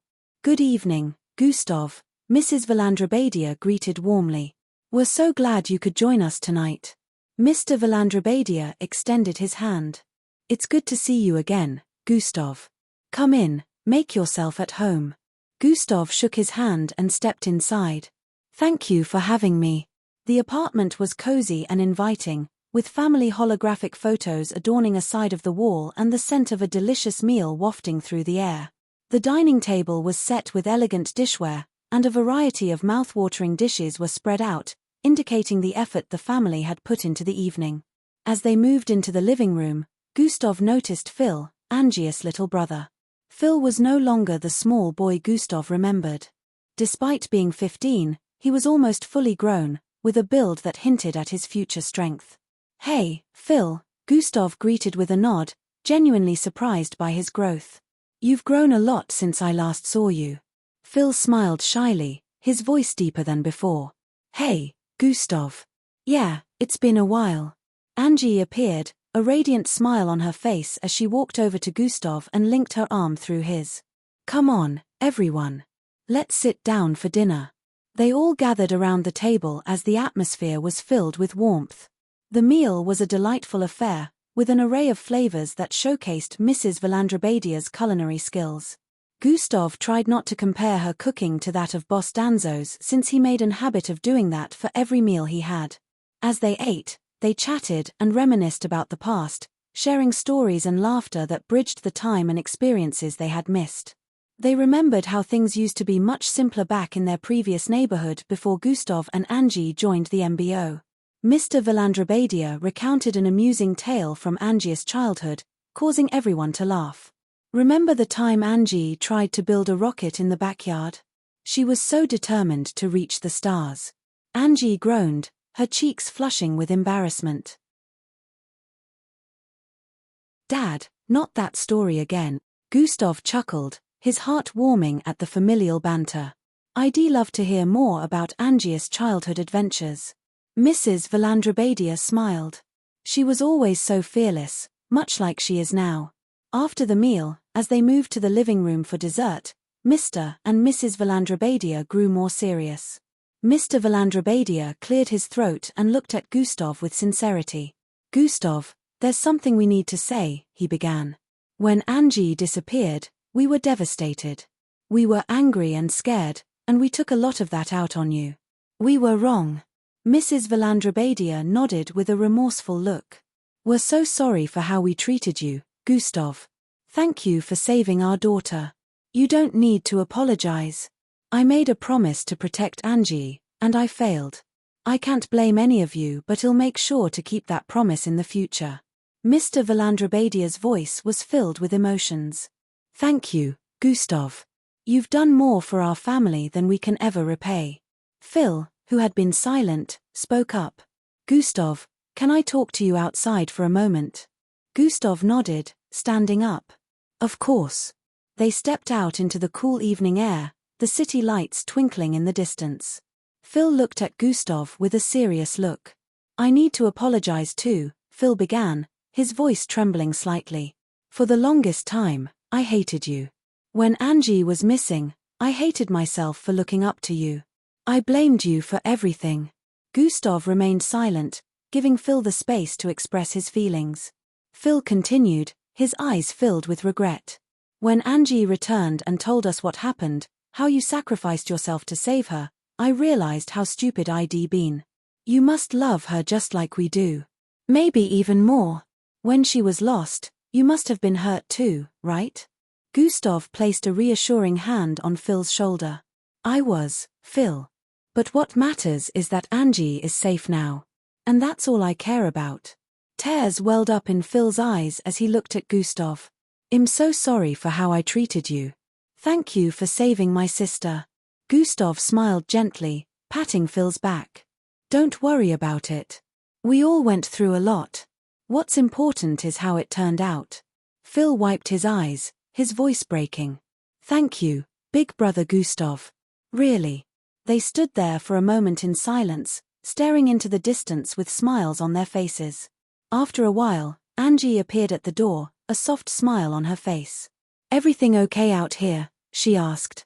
Phil nodded with red eyes but a lighter expression. Yeah. Thanks, big brother Gustav. It was obvious that he'd been carrying a weight of guilt all this time, and now that he had gotten it off his chest, he felt better. He headed back inside, leaving Gustav and Angie alone. She walked up to him, her eyes filled with love and gratitude. Thank you for talking to him, she said softly. Phil led a campaign when you were still unconscious and in custody before your trial. He rallied so many people, trying to get justice for you. Gustav raised an eyebrow, impressed. Really? Phil did that? Angie nodded. He looks up to you, Gustav. Even when he was angry, he still admired you.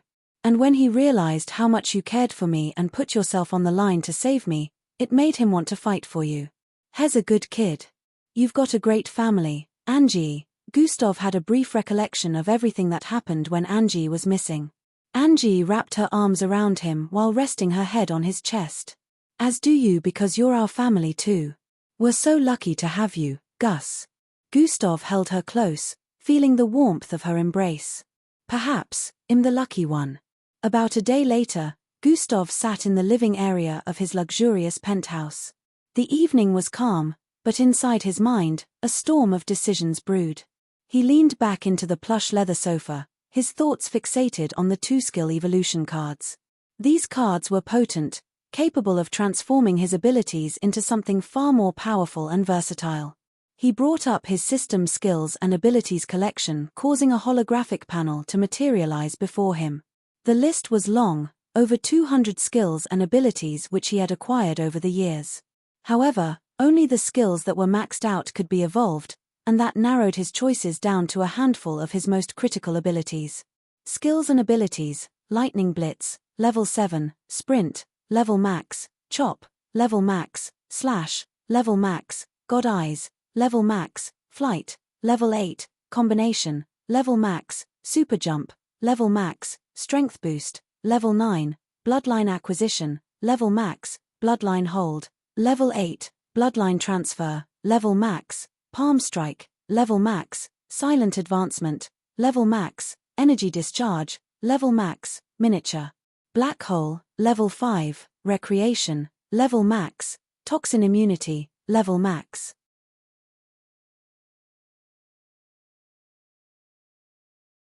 Chapter 1606 on the Search.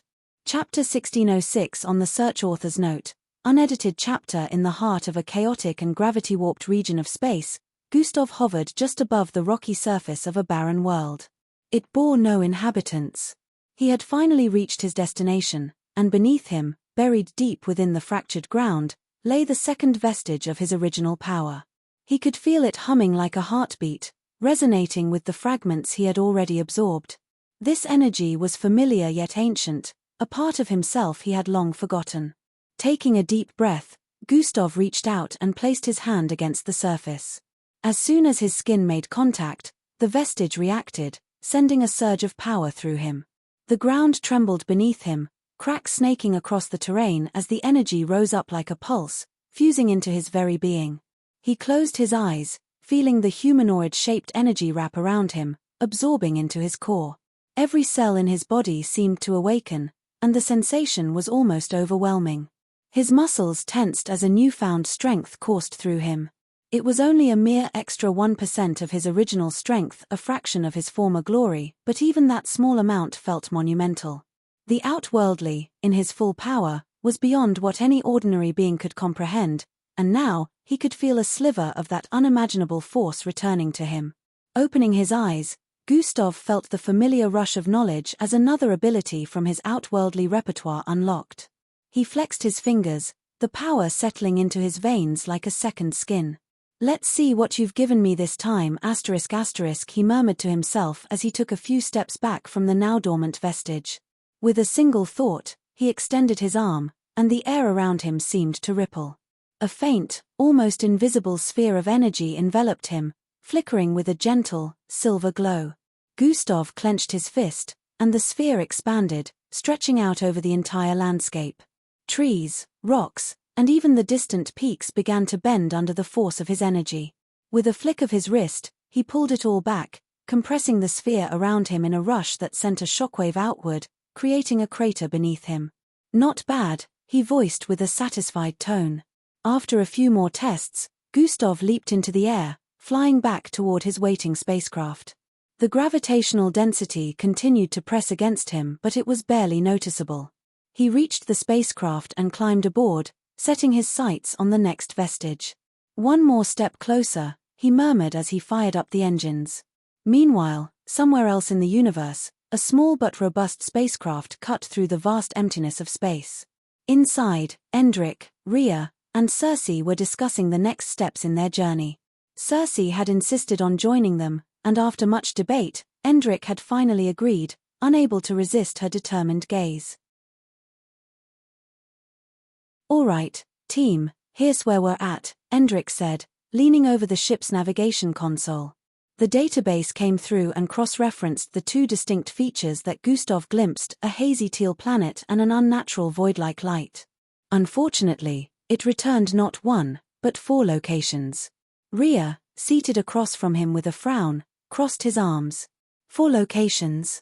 That means 3 of them are not correct. "Yes," Endrik confirmed. "Great. We're going to need to hop across the galaxies to check each one." "Bingo," Endrik replied, bringing up a holographic map. "But that's our best shot. We'll need to visit each location and confirm which one actually holds the sword." Circe leaned in with a determined expression. "Determined? Then let's not waste time. We go in, check, and if it's not the one, we move on. Simple." Endrik glanced at her. You make it sound easy, Cersei. You realize these locations aren't exactly next door to each other, right? Cersei shrugged while displaying a smile. Doesn't matter. We're doing this for father. I'd fly to the edge of the universe if that's what it takes. Rhea chuckled, nodding approvingly. You're relentless. I can see why you insisted on coming. But let's just hope these locations aren't crawling with the Alliance's goons, or worse. Endrick pulled up the first destination, pointing to a distant star system marked on the map. The first one's here, on the outskirts of the Ilvorn galaxy. Well, check it out and go from there. Everyone ready? Ready, Cersei and Rhea replied in unison. The ship buzzed as Endrick punched in the coordinates, and in an instant, they leaped into hyperspace. The stars outside immediately blurred into streaks of light. After what felt like numerous hours, the ship slowed, emerging from hyperspace on the edge of a star system where the first of the 4 potential locations awaited. Outside the ship, a massive teal-hued planet loomed before them, surrounded by swirling clouds and faint, greenish light that gave the atmosphere an ethereal quality. Well, that's something, Rhea murmured, staring at the planet. Almost looks like we're in a dream. Cersei's eyes narrowed as she peered out the window. I don't like it. Something feels off. Endrick nodded in agreement, adjusting the ship's scanners. Let's keep our guard up. This might be the place, but it could also be a trap. Stay sharp, both of you.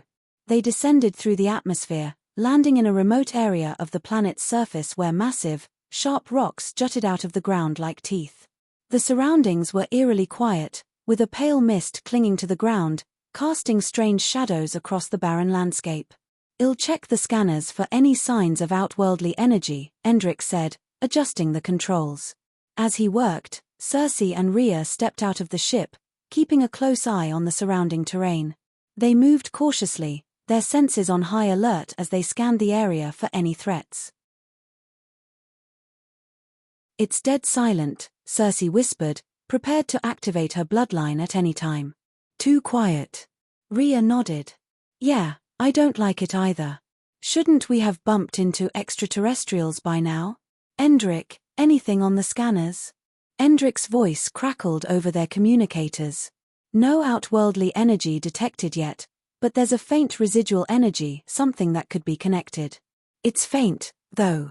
If the sword was here, it's either well hidden or long gone. Let's sweep the area.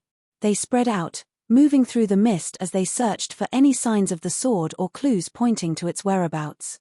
Nearly an hour went by with no luck. Endrick could scour the entirety of the planet within seconds, but the mist really made it difficult to cast one's senses like a net across this mysterious world. After some time, Endrick called them back to the ship. Nothing here. Just a residual energy field, might be a remnant of some old relic, but not the sword. We're moving to the next location. Well, at least we're one down, Rhea muttered while climbing back aboard. 3 more to go. Cersei sighed, settling into her seat. Uncle needs to be better with his choices. Don't call me that. Endrick snapped back. Sorry, Uncle. You're older than me. I don't think so, Uncle. Shut up. Sorry, Uncle. You little. It almost seemed like Cersei was trying to get Endrick mad on purpose, and yet her eyes remained clueless. You know what, forget it. Maybe we could crash into a sun and die so I can finally be rid of that godforsaken title, Endrick grumbled as he programmed the coordinates for the next location. You know, you two really suit each other, Rhea chipped in from behind. Go fuck yourself, Rhea, Endrick yelled from the pilot seat. No really, think about it. Shut up. I could become a godfather. No. Gustav could become an uncle. You're insane. Rhea kept jabbering away non-stop and Endrick felt like death would be a very good relief at this moment. Why did I pick these two? He questioned his choices while shaking his head. I hope we don't have to visit all 4. They jumped to hyperspace once more, speeding toward the next destination. As the stars streaked by outside the window, Endrick couldn't help but think about their mission. He knew that finding the sword was crucial, not just for Gustav, but for the fate of the universe itself. The second location took them to a desolate system on the edge of a black hole. The gravitational pull was intense, warping space around them as they approached. Whoever thought hiding a sword next to a black hole was a good idea deserves a punch, Rhea grumbled. Endrick carefully navigated the ship around the black hole's edge. Stay focused. We've dealt with black holes before and this won't be any different. Cersei, keep an eye on the scanners. If there's anything here, we'll need to be quick. They circled the black hole, scanning the surrounding debris fields for any signs of the sword. The environment was dangerous, with massive chunks of rock and ice orbiting perilously close to the event horizon. But despite their careful search, they found nothing. Another dead end, Endrick voiced with a frustrated sigh.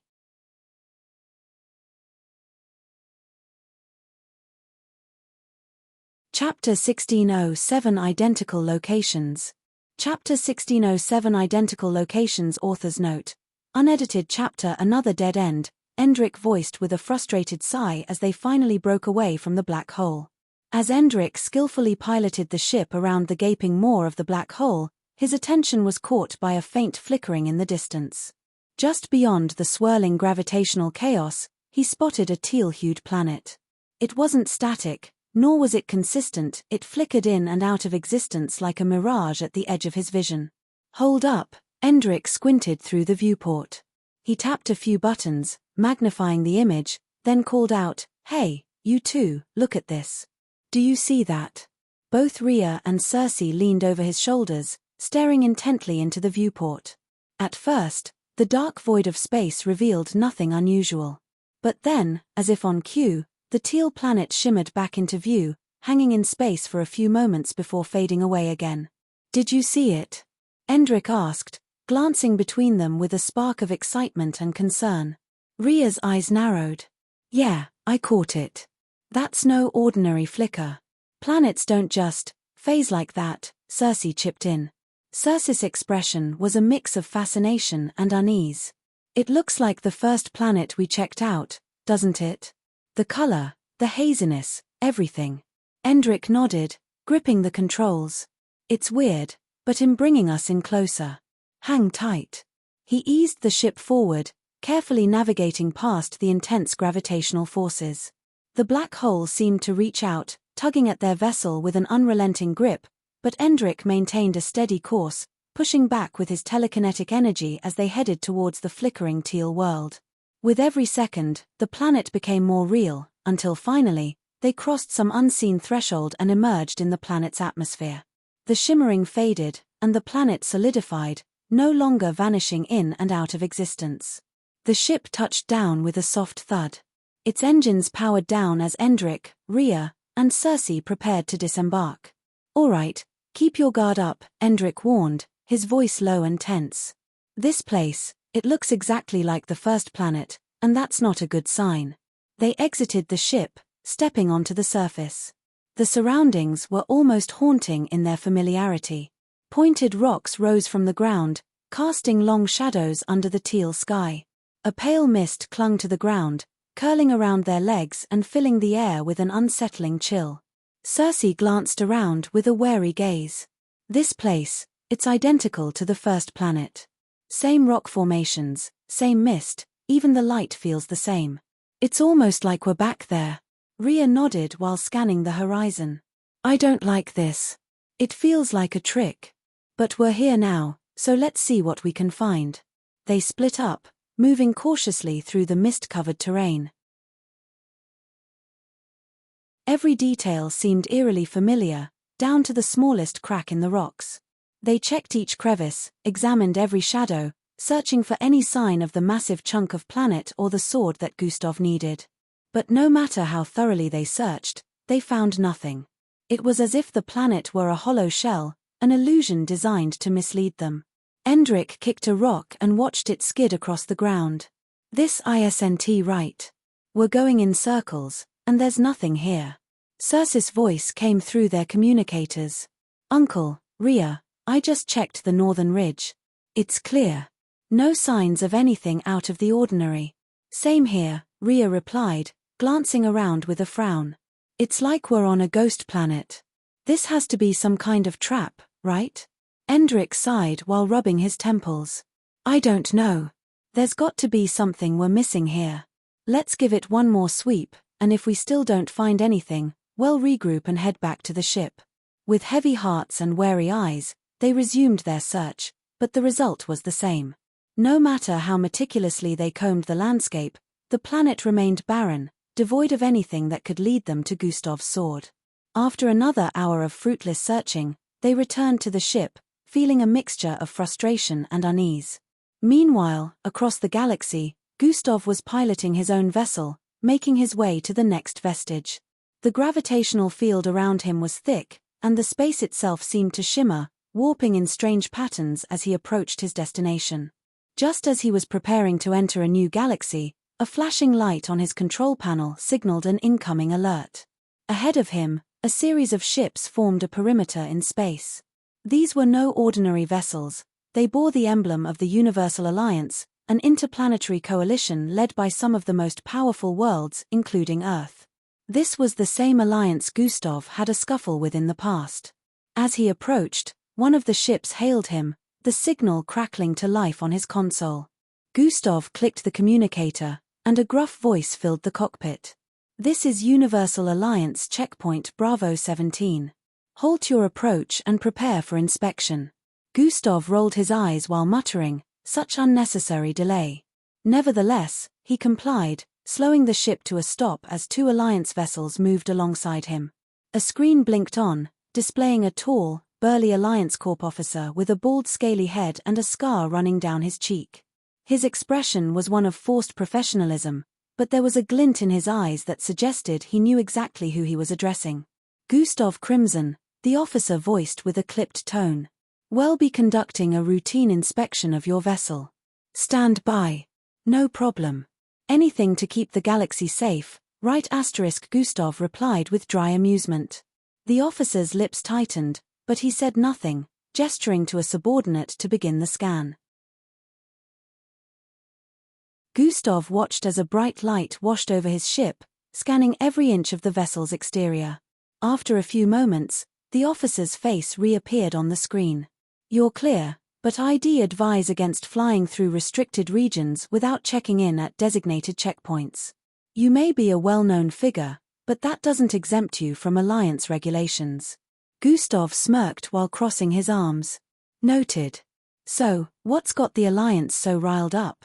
Seems like you're running a pretty tight operation out here." The officer's eyes narrowed slightly. "We're on the lookout for a fugitive. A high-priority target. That's all you need to know." "A high-priority target, huh? Must be serious if it's got you all out here patrolling the middle of nowhere." The officer's face hardened. "Your cooperation is appreciated, Mr. Crimson. We don't need your commentary." Gustav raised his hands in mock surrender. "You never know what could help. I've got places to be anyway. You're good to let me through now, right?" Gustav was being humble even though he knew none of them could stop him if he wanted to leave. The officer hesitated, then nodded reluctantly. "Fine. You're clear. Just remember to be on your best behavior, Mr. Crimson. You might be powerful, but we're still the protectors of the cosmos." As the screen blinked off, Gustav smirked. He fired up the engines, pulling away from the checkpoint with accelerating speed.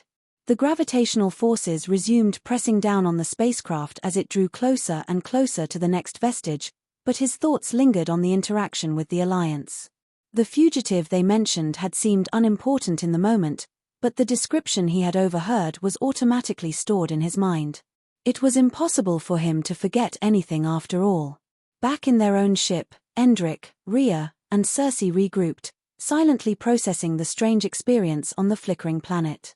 "This has to be some sort of trick," Rhea voiced in confusion. "The fact that we found two planets with identical environments can't be a coincidence. It was one thing to both have teal looks, but it was something else entirely to have a completely identical ecosystem and environment." Endrik leaned back in his seat, rubbing his chin thoughtfully. "Could Nocturnes be behind this? I find it difficult to understand since his powers doesn't have enough potency to create a whole world in this plane." Cersei looked between them.